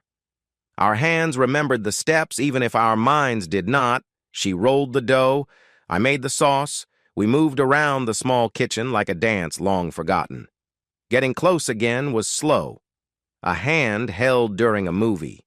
A kiss on the cheek at the end of the night. The first real kiss came quietly unsure. Like teenagers afraid to be turned away. Not like adults with years between them. I didn't rush. Rachel chose the speed. Trust grew in small ways, in steady moments, in simple times when I showed up and stayed present, not letting my worried thoughts break what we tried to build. It was not a story full of big, dramatic events. It was regular Tuesday dinners, Saturday morning walks, quiet effort from two people learning to believe in each other again. 3 months after we began seeing each other, Penny and I went surfing at Siesta Key. My shoulders were healed enough for some exercise, but I was far from strong like before the storm. Penny was kind, joking when I fell off, happy when I stayed up for a few seconds longer. After that, we sat in the sand, watching the sun set. The beach was clearing out as families packed up, leaving the calm that came with evening. "You and Mom spend a lot of time together now," Penny said. It was not mean, but not quite neutral either. "We're trying to fix things," I said, carefully. "Seeing if there's something worth saving." "I know." She drew shapes in the sand with her finger. She told me about the therapy, the dating, everything. Then she looked up at me. "How do you feel about it?" I thought about that. How did I feel? Hopeful. Scared. So thankful for a chance I did not think I deserved. "I feel like I'm getting back something I gave up," I said finally, "and I am trying hard not to lose it again." Penny was quiet for a long moment. The waves moved in and out, steady and endless. "I used to think you were the bad guy," she said at last. "Simple. Easy to blame. You hurt Mom, you broke our family, and that's the end of the story." She turned to look at me, her face serious even though she was only 12. "But now I think it's more complicated. What you did was bad. But that doesn't mean you're a bad person all the way through. I want to believe people can change." "I'm trying," I said. "I know," she said, looking right at me. "Don't let me down, Dad. I'm trusting you again. That's not easy for me." Her words weighed heavy on me, adding to all the other burdens I had. Penny's trust, Rachel's quiet hope, the fragile life we were slowly building from the damage I caused. "I won't," I promised. She gave a small nod. Just a little move that I'd learned meant she accepted what I said. Then she leaned on my shoulder, just like she used to when she was little before things went wrong. We watched the sun sink into the Gulf, turning the sky orange, pink, and gold. Somewhere down the beach, a child laughed. A dog barked. Life went on simple, precious, and full of new chances. "Dad?" Penny's voice was soft. "Yeah? I'm glad you came back. When the storm hit, I'm glad you didn't give up on us." I put my arm around her, careful because some pain still lingered in my joints. "I never gave up," I said. "I just didn't know how to fight for you. I'm still learning." "Yeah." She smiled, the first true smile she'd given me in a long time. "Me too," I said. We stayed there until the stars appeared, father and daughter, trying to fix what once seemed beyond repair. It wasn't forgiveness yet. It was something like hope, fragile and precious and worth holding on to. It was a new start. 1 year after Hurricane Helena, I brought Rachel back to Stump Pass Beach. The island had been rebuilt, or at least the parts that could be fixed. New sand was brought in to replace what the storm had taken. The beach pavilion, the concrete restroom where Id once found Rachel huddled against the wall, was gone. Replaced by a newer, stronger building meant to last through future storms. Near the parking lot, a small memorial garden stood with bronze plaques showing the names of the 112 people who hadn't made it through Helena's fury. I had come here twice before, alone, to remember Deputy Marcus Webb. The beach itself looked almost the same as before. Same white sand, same gentle waves, same wide horizon reaching toward a sky that seemed to forget all the pain it had seen. The Gulf of Mexico didn't hold grudges. It just kept flowing in and out, steady and patient, like forever itself. Rachel walked beside me, her hand warm in mine. She had agreed to come without asking why. That told me she guessed something was happening. Rachel had always understood me, even in the years when I tried to hide my feelings. We stopped by the water, where the waves gently touched our bare feet. The sun was setting, turning the sky orange and gold. It reminded me of the calm before a storm, the strange, quiet moment before trouble came again. "This is where it began," I said. "Or maybe where it all started to fall apart. I'm not sure anymore." Rachel looked at me, her dark hair moving in the soft wind. "Kevin?" I reached into my pocket and found the small velvet box I had been carrying for 3 weeks. I had waited for the right time, the right words, the right everything. I had said the speech in my head many times, but standing here with her now, it all disappeared like fog in the morning. I knelt down in the sand. Rachel's breath caught. She covered her mouth with her hand, and I saw tears start to form in her eyes before I even opened the box. "I had this whole speech ready," I said, my voice rougher than I wanted, about second chances and storms, and how our hardest time became the best thing that ever happened to us. But it all sounds like a bad movie in my head, so I'll just say what's true. I opened the box. Inside was a ring, not the diamond ring I gave her 15 years ago at our first engagement. That ring carried too much weight, too many memories. This one was new, a simple white gold band with a deep blue sapphire in the middle and 2 small diamonds on either side. Penny helped me pick it during a secret shopping trip last month. She said the sapphire looked like the calm Gulf. I knew right away that it was perfect. "I can't change what I did," I said. "I can't take back the years we lost, or the pain I caused, or the nights you cried because of me. All I can do is promise to spend the rest of my life being the person you deserve, the person I should have always been." I took a deep breath. "Rachel, will you marry me?" Again. She was crying now, with tears running down her cheeks. But she was also laughing the surprised, overwhelmed laugh I had heard only a few times over all the years. "Yes," she said, "but I have some conditions." My heart skipped a beat. Conditions? She kneeled in the sand beside me and took my face in her hands. Her eyes were serious, even as her tears continued to fall. "More therapy," she said. "For both of us. At least 2 more years." "Okay," I said. "Complete honesty," she said. "About everything. No matter how hard, I promise." She looked at me with a strong, firm gaze, like the woman who stayed behind on a flooded island to keep the children safe. "And if you ever hurt me again," she said softly, "it's over." "That's it. No more chances, Kevin, I mean it." "I know you do." I pulled her close, feeling her heart beat against my chest. "I won't need a 3rd chance. This one is the only one you'll ever need." She kissed me right there on the sand, where everything had broken down and started to heal again. The waves reached our knees, making our clothes wet. But we didn't care. We stayed like that until the sun touched the horizon, 2 people who had been through so much, choosing to start over. Planning the wedding this time was very different from our first one.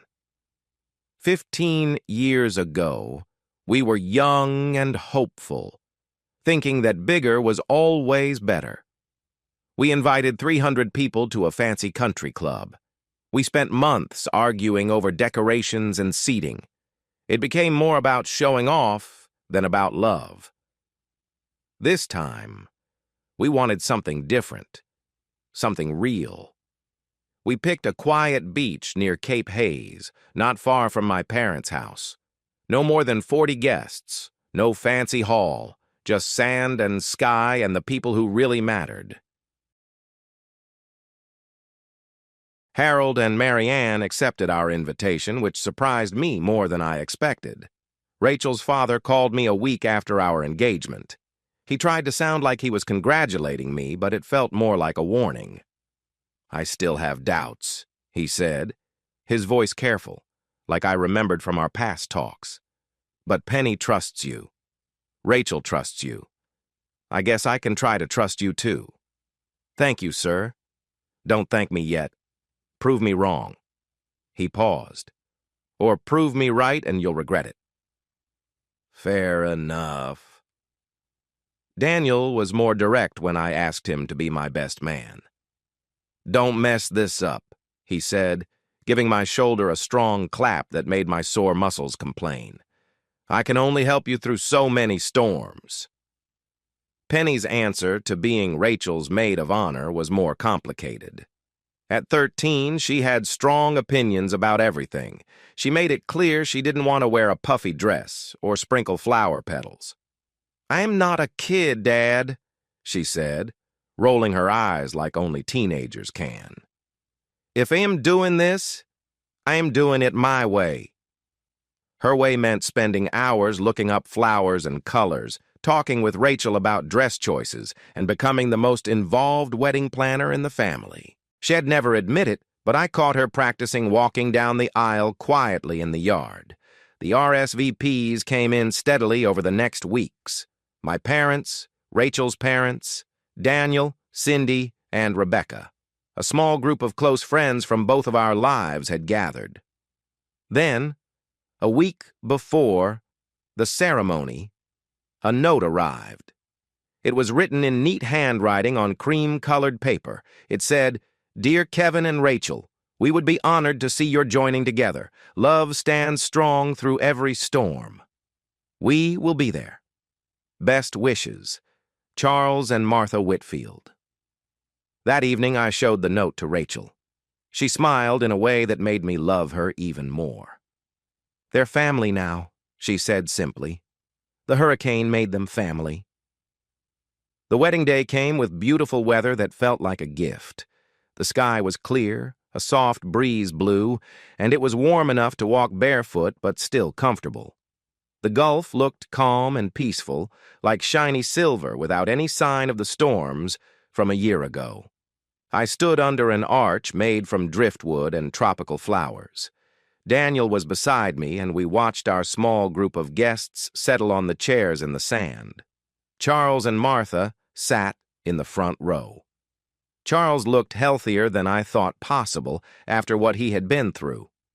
He caught my eye and gave a small nod, a silent way of saying, we had both made it through tough times. Dr. Okonkwo stood before us, with a gentle smile. When Rachel and I asked her to lead the wedding, she laughed and said she had never done that before. But then she went home and got a special certificate online. She was the kind of person who always showed up for those she cared about.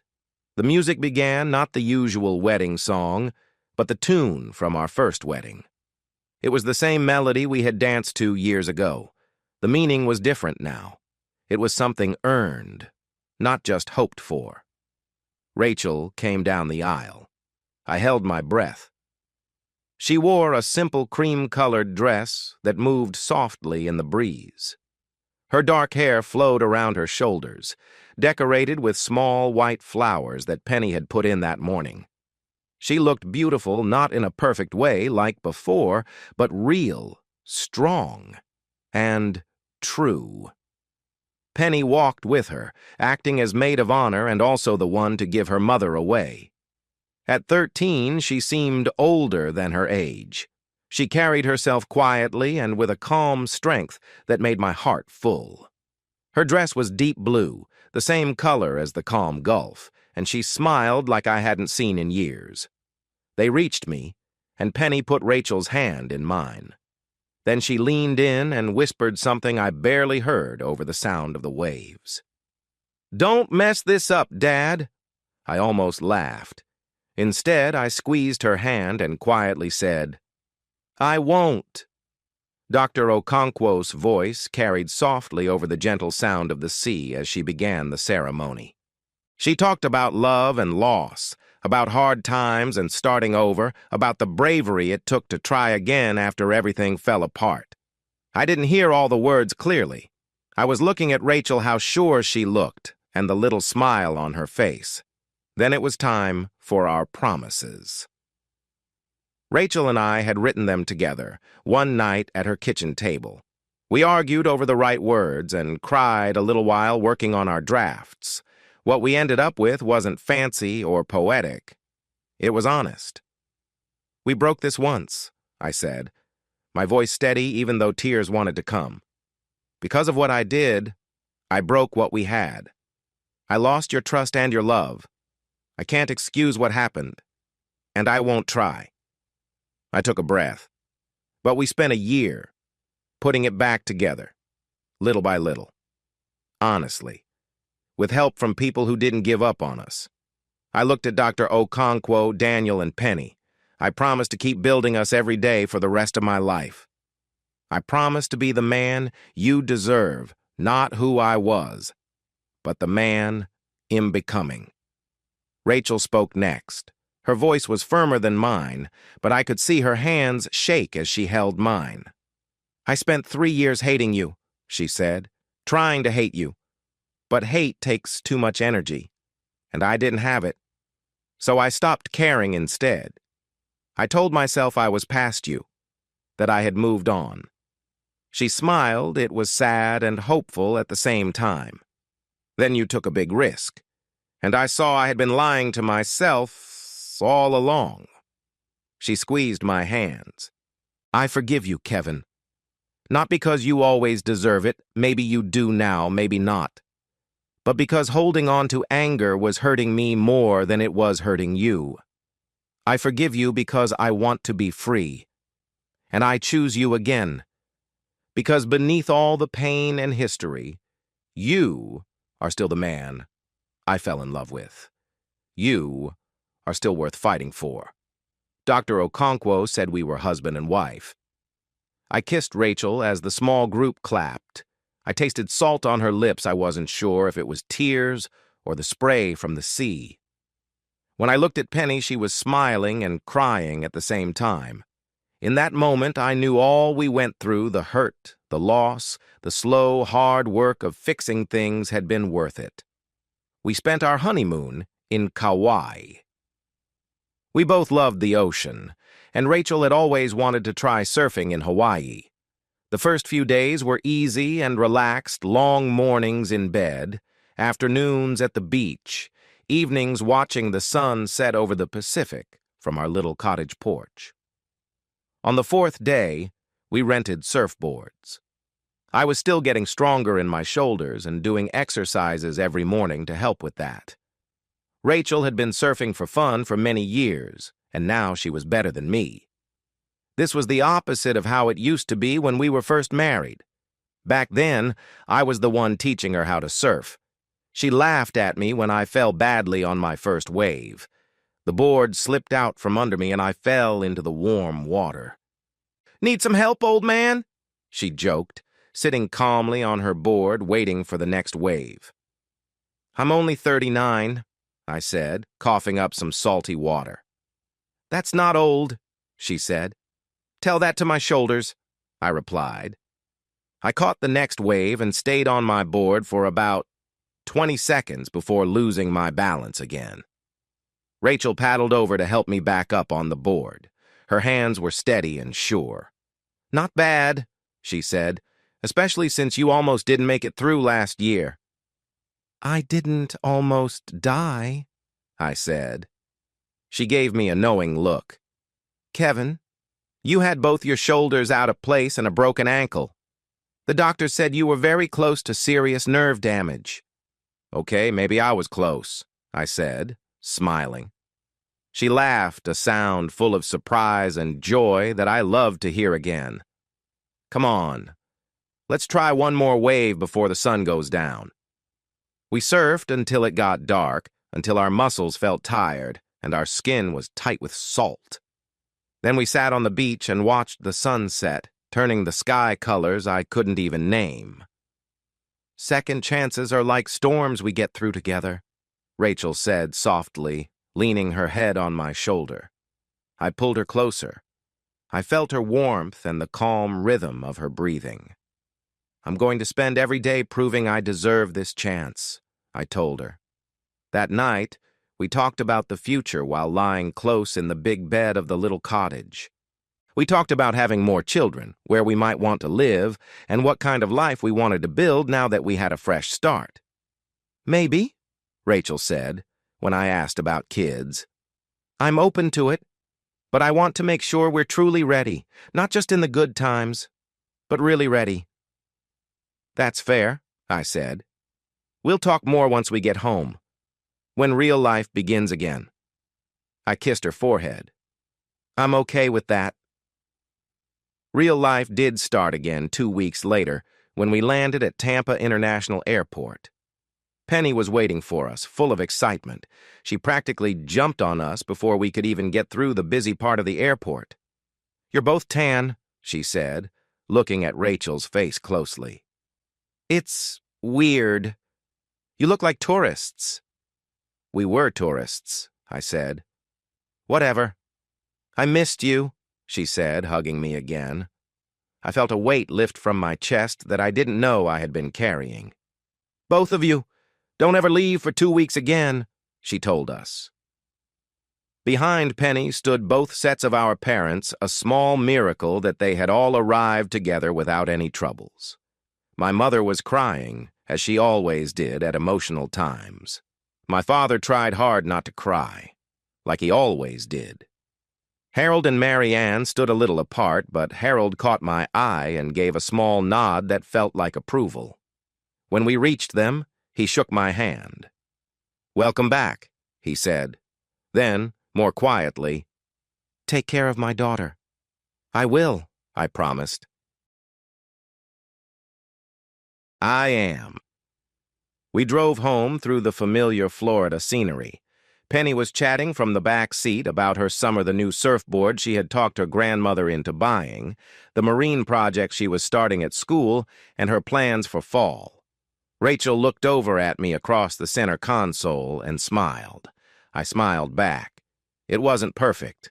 We were still broken in some ways, still healing, learning how to be together without the big problem that had brought us back. There would be hard days ahead. There would be therapy and tough talks, and times when old hurts felt like a bad weather day. But we were here. We were together. We were trying. That was enough. That was more than enough. That was everything. I woke up to a small hand patting my face, with the kind of insistence only a 2-year-old can have. Daddy up now. Mia's voice was very serious for someone so small. She had Rachel's dark hair and my stubbornness, a mix that promised interesting teen years ahead. I opened one eye to see her standing beside the bed, her face very close to mine. She looked like she thought it was a big insult that I was still asleep. "Daddy's sleeping," I said. "Daddy up," she said again, as if I hadn't spoken. Alex messy. That got my attention. I sat up, rubbing my eyes, and heard noise coming from the kitchen. I heard Rachel's voice down the hall, not angry, but trying to manage things. "Alex, honey, the dog food is for the dog, not for mixing with yogurt." I found my 4-year-old son standing in the middle of the kitchen, covered from head to toe in a pink and brown goo that was hard to describe. Our golden retriever, Storm named by Penny with a joke I hadn't fully understood before, was happily licking the floor around Alex's feet. "I made breakfast," Alex said proudly. Rachel looked up at me while trying to clean up the mess with paper towels. She was already dressed for work, her hair tied back in the neat ponytail she always wore. Even after 5 years of being married again, seeing her still made my heart feel warm. "Your son," she said, "has your kind of creativity." "My creativity? The time you tried to make me breakfast in bed and set off the smoke alarm 3 times? That creativity. That was only once. I was trying to be romantic." "Daddy romantic," Mia said, though I was pretty sure she didn't understand the word. Alex was now trying to share his strange yogurt and dog food mix with Storm, who seemed happy about it. I lifted him onto the counter and began cleaning him while Rachel finished the floor. "Penny!" Rachel called up the stairs. "You're going to be late!" A soft groan came from above. A moment later, our 17-year-old showed up, already dressed, her long hair still wet from the shower. She looked at the mess with the calm a person gets from seeing it many times before. "Alex? That's gross," she said, but she was smiling. She picked up an apple from the counter and kissed Rachel's cheek. "I have practice after school. I'll be home by 6. "Surfing or studying?" Rachel asked. "Both. We're practicing at the point break and I'm bringing my marine bio book." She paused at the door and looked back at the chaos. Alex mostly clean, Mia trying to climb my leg, Rachel and me moving like parents used to the morning chaos. "You guys are crazy," she said. "I love you." Then she left, the door closing behind her. The 4 of us stayed in the bright Florida morning light. I looked at Rachel across the messy kitchen, at our yogurt-covered son, our busy daughter. This was what I almost lost. Sometimes that thought hit me hard, a mix of thankfulness and leftover shame that might never fully go away. 7 years since the hurricane. 6 years since we remarried. Quiet times made me remember the man I was and the chance I had to lose it all. Rachel saw the look on my face. She always did. "Still amazed we made it?" she asked softly. I nodded, my voice stuck. "Me too," she said. "Every day." The weekend rides had become a family tradition. Every other Saturday, if the weather was good, we'd pack up and drive on Florida's backroads, me on the fix-it-up Ducati. Rachel on the Honda Rebel 500 she learned to ride 2 years after we remarried. Penny had her own bike now, a Kawasaki Ninja 400 she bought with money from her lifeguard job. Daniel rode his Harley with a sidecar attached, and Alex and Mia sat with him, their small helmets making them look like little astronauts. Today we were heading south on US 41. The same road Daniel and I took 7 years ago when we rode toward a hurricane we didn't know was on its way. The place had changed, some new buildings where there were empty lots, a few more gas stations, the slow spread of towns and stores, but it felt the same. Open road, blue sky, the sound of engines and the mixed smell of hot pavement and salt air. We stopped at the same gas station where we first heard about Helena. The old owner had passed away 3 years ago, and his son ran the place now, but the building looked just the same. The walls still had worn Tampa Bay Rays posters. The bait coolers stood next to the beer like before. Daniel pulled his sidecar up next to my Ducati, and Alex quickly climbed out. "Is this the place?" he asked. He had heard parts of the story before, but now he wanted to hear it again and again, learning something new each time. "This is the place," I said. "Uncle Daniel and I stopped here for gas. The man who owned the station told us to turn back. He said a big storm was coming." "But you didn't turn back." "No, we didn't." Mia had freed herself from her car seat and now needed to be held. I picked her up, feeling the small weight of her body against my chest. "Were you scared, Daddy?" Alex asked. I thought about it. I always tried to be honest, even when the truth was hard. "Very scared," I said. "The whole time. But sometimes you have to face scary things because people you love need you on the other side." Alex looked serious, the way he did when he was thinking hard. He had the same challenges I did when I was young. We watched for signs and made sure he got help early. He was learning ways to handle life better, hoping to avoid my mistakes. "Mom and Penny were on the other side," he said. "That's right. And you had to save them." "We had to try. That's what family does." Mia gently touched my cheek with her small hand. "Daddy brave," she said, like she was making an important point. I caught Rachel's eye from across the lot. She watched us, holding her helmet with something soft in her look. "Daddy's stubborn," she said quietly. "That's not the same as brave, but sometimes it works out the same." The summer ended, like it always does when you're 17, too fast and full of goodbyes. The last day at the beach with old friends, the last shift at the lifeguard stand, the last family dinner before everything changed. Penny was leaving for the University of Miami in 3 days. She was going for marine biology, with a partial scholarship because of an essay she wrote about Hurricane Helena and how it affected sea life and the coast. The school said her essay was very personal and showed strong science. I cried when I read it. I wasn't ashamed to say so. Rachel cooked all of Penny's favorite foods, homemade mac and cheese, grilled fish, and the special fruit salad she loved when she was 6.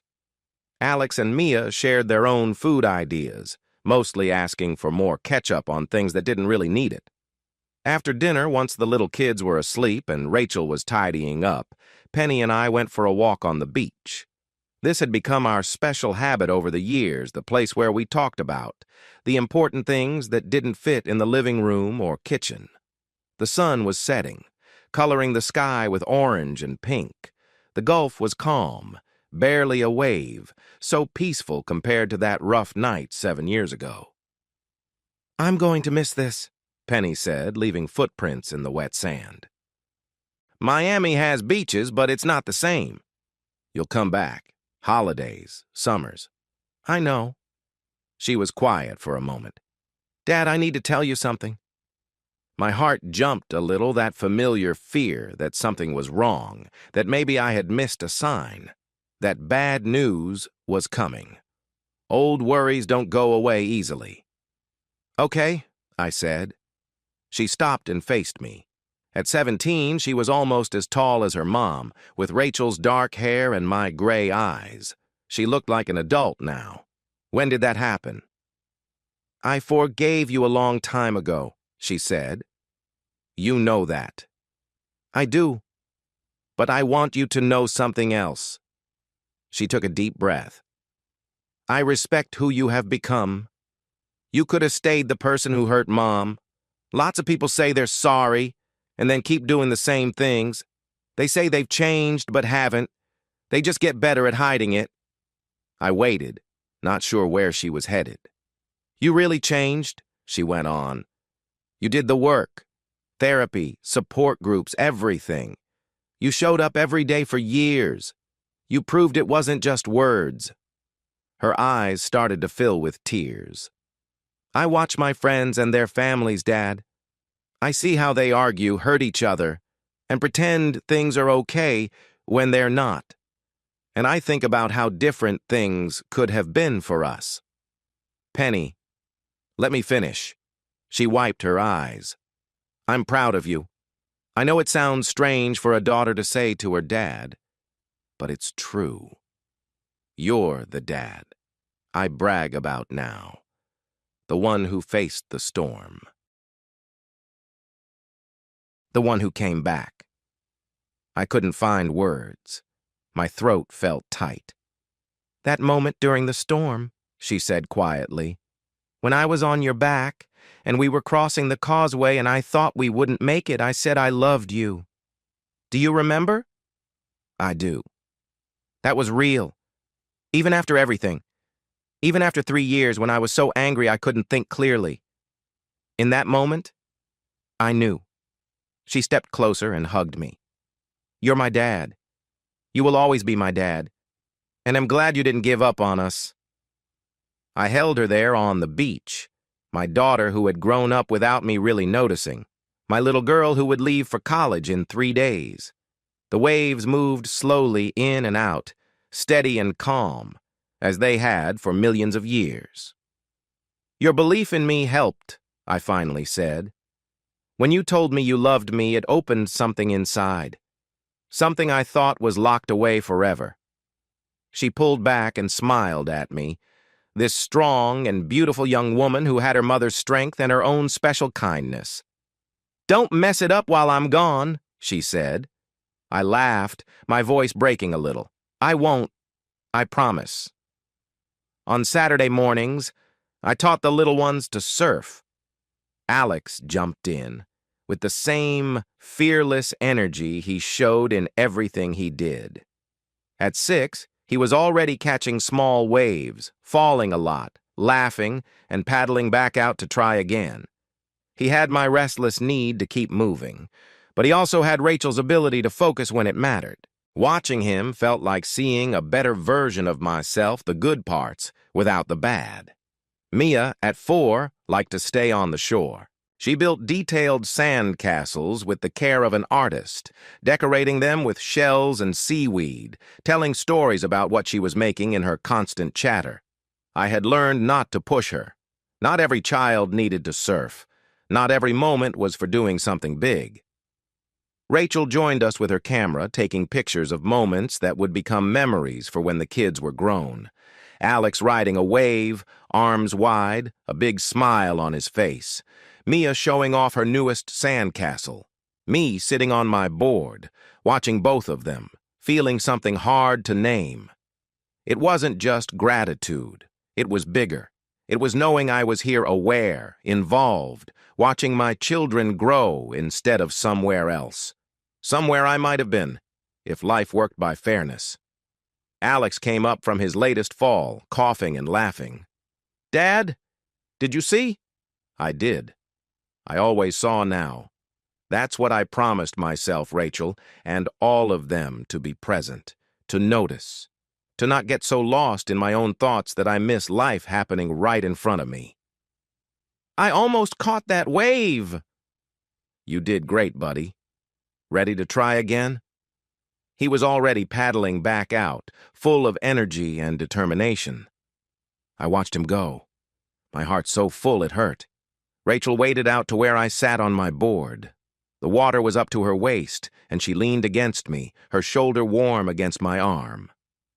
"Penny called," she said. "She's settling in. Her roommate seems nice." "Good." "That's good." We watched Alex catch another wave, wobble, keep his balance for almost 3 seconds before falling into the foam. "He's getting better," Rachel said. "He's going to be better than me soon." "He's already better at falling." She smiled. "You always got upset when you fell, but he just laughed." "Yeah."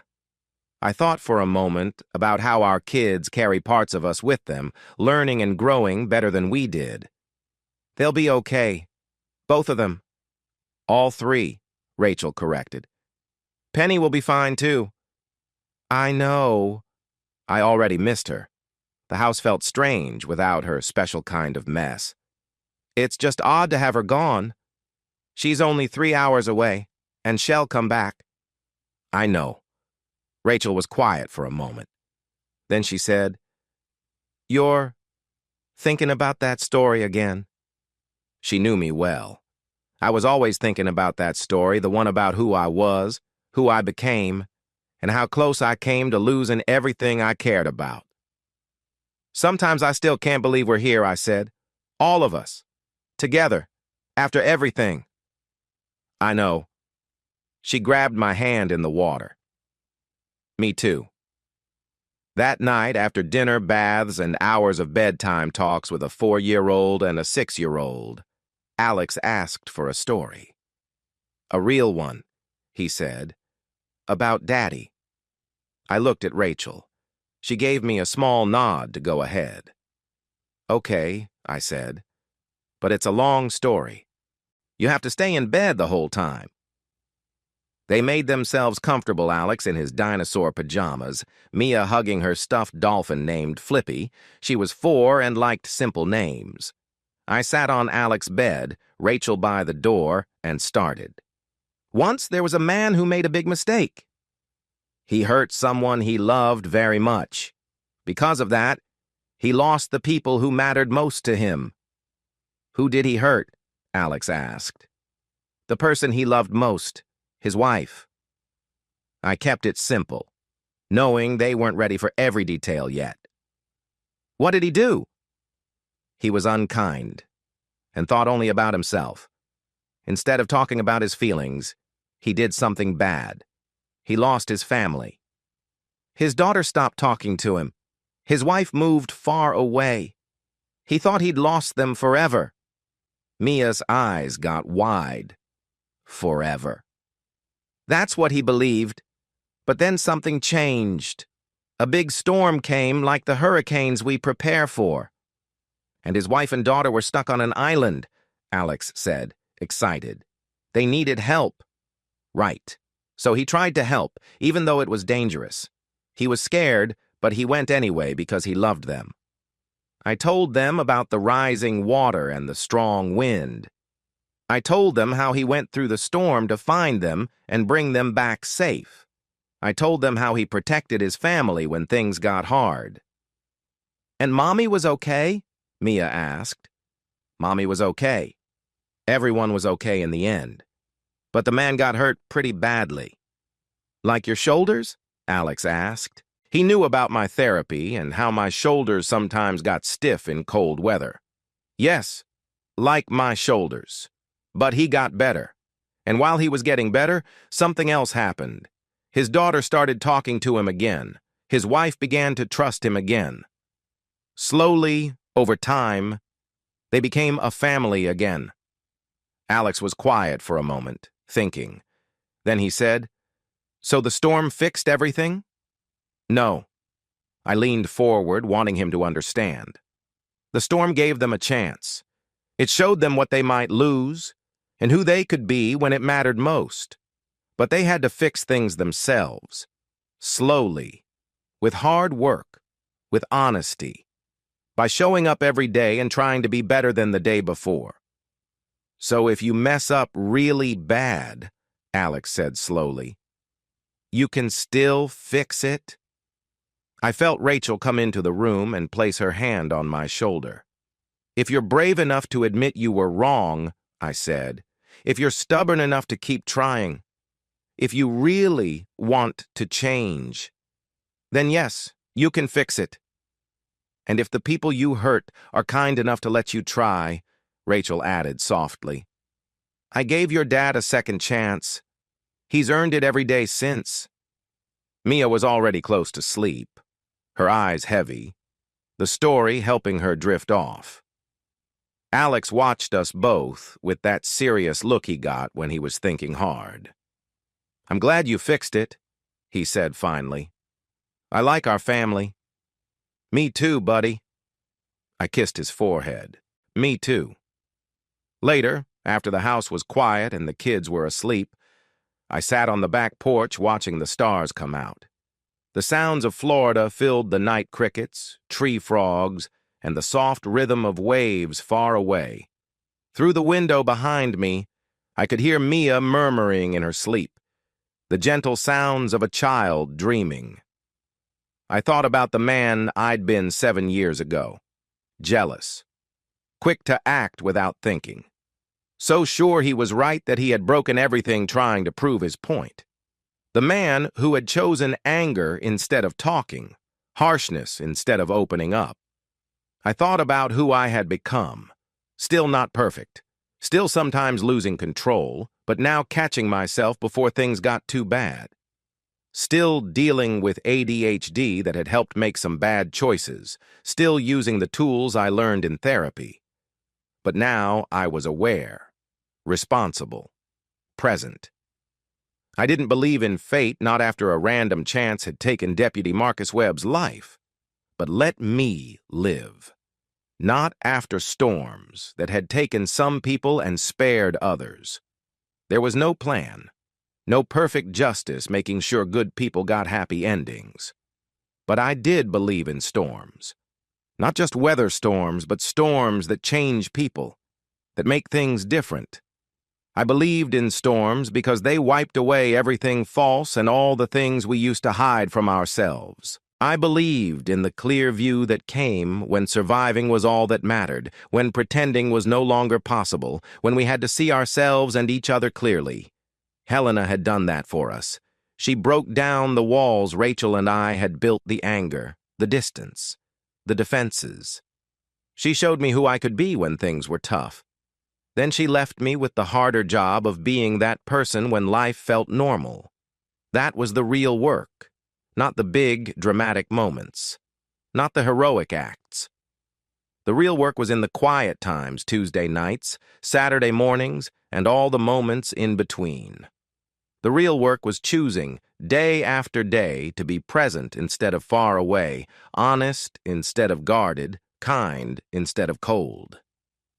The screen door made a soft noise behind me.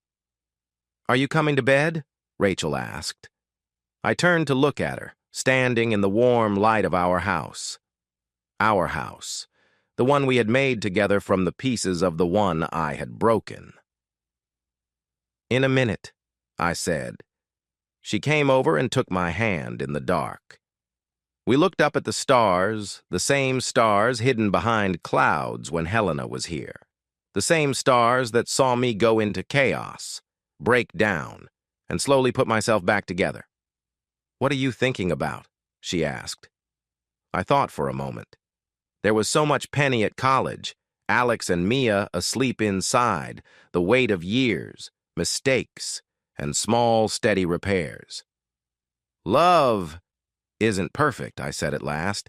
"It's not a place you reach. It's the courage to fix what's broken." Rachel squeezed my hand, "and the wisdom to keep fixing it every day." I looked at her, the woman who gave me a second chance I didn't deserve, who watched me earn it one quiet day at a time. The woman I had almost lost, the woman I get to keep. "I love you," I said. "I know." She smiled in the dark. "Come to bed, Kevin. Tomorrow is a new day." I looked at the stars once more. Then I followed her inside, into the warmth of our home, into the life we had built from the ruins of the one I had broken. Home. After everything, after all of it, home.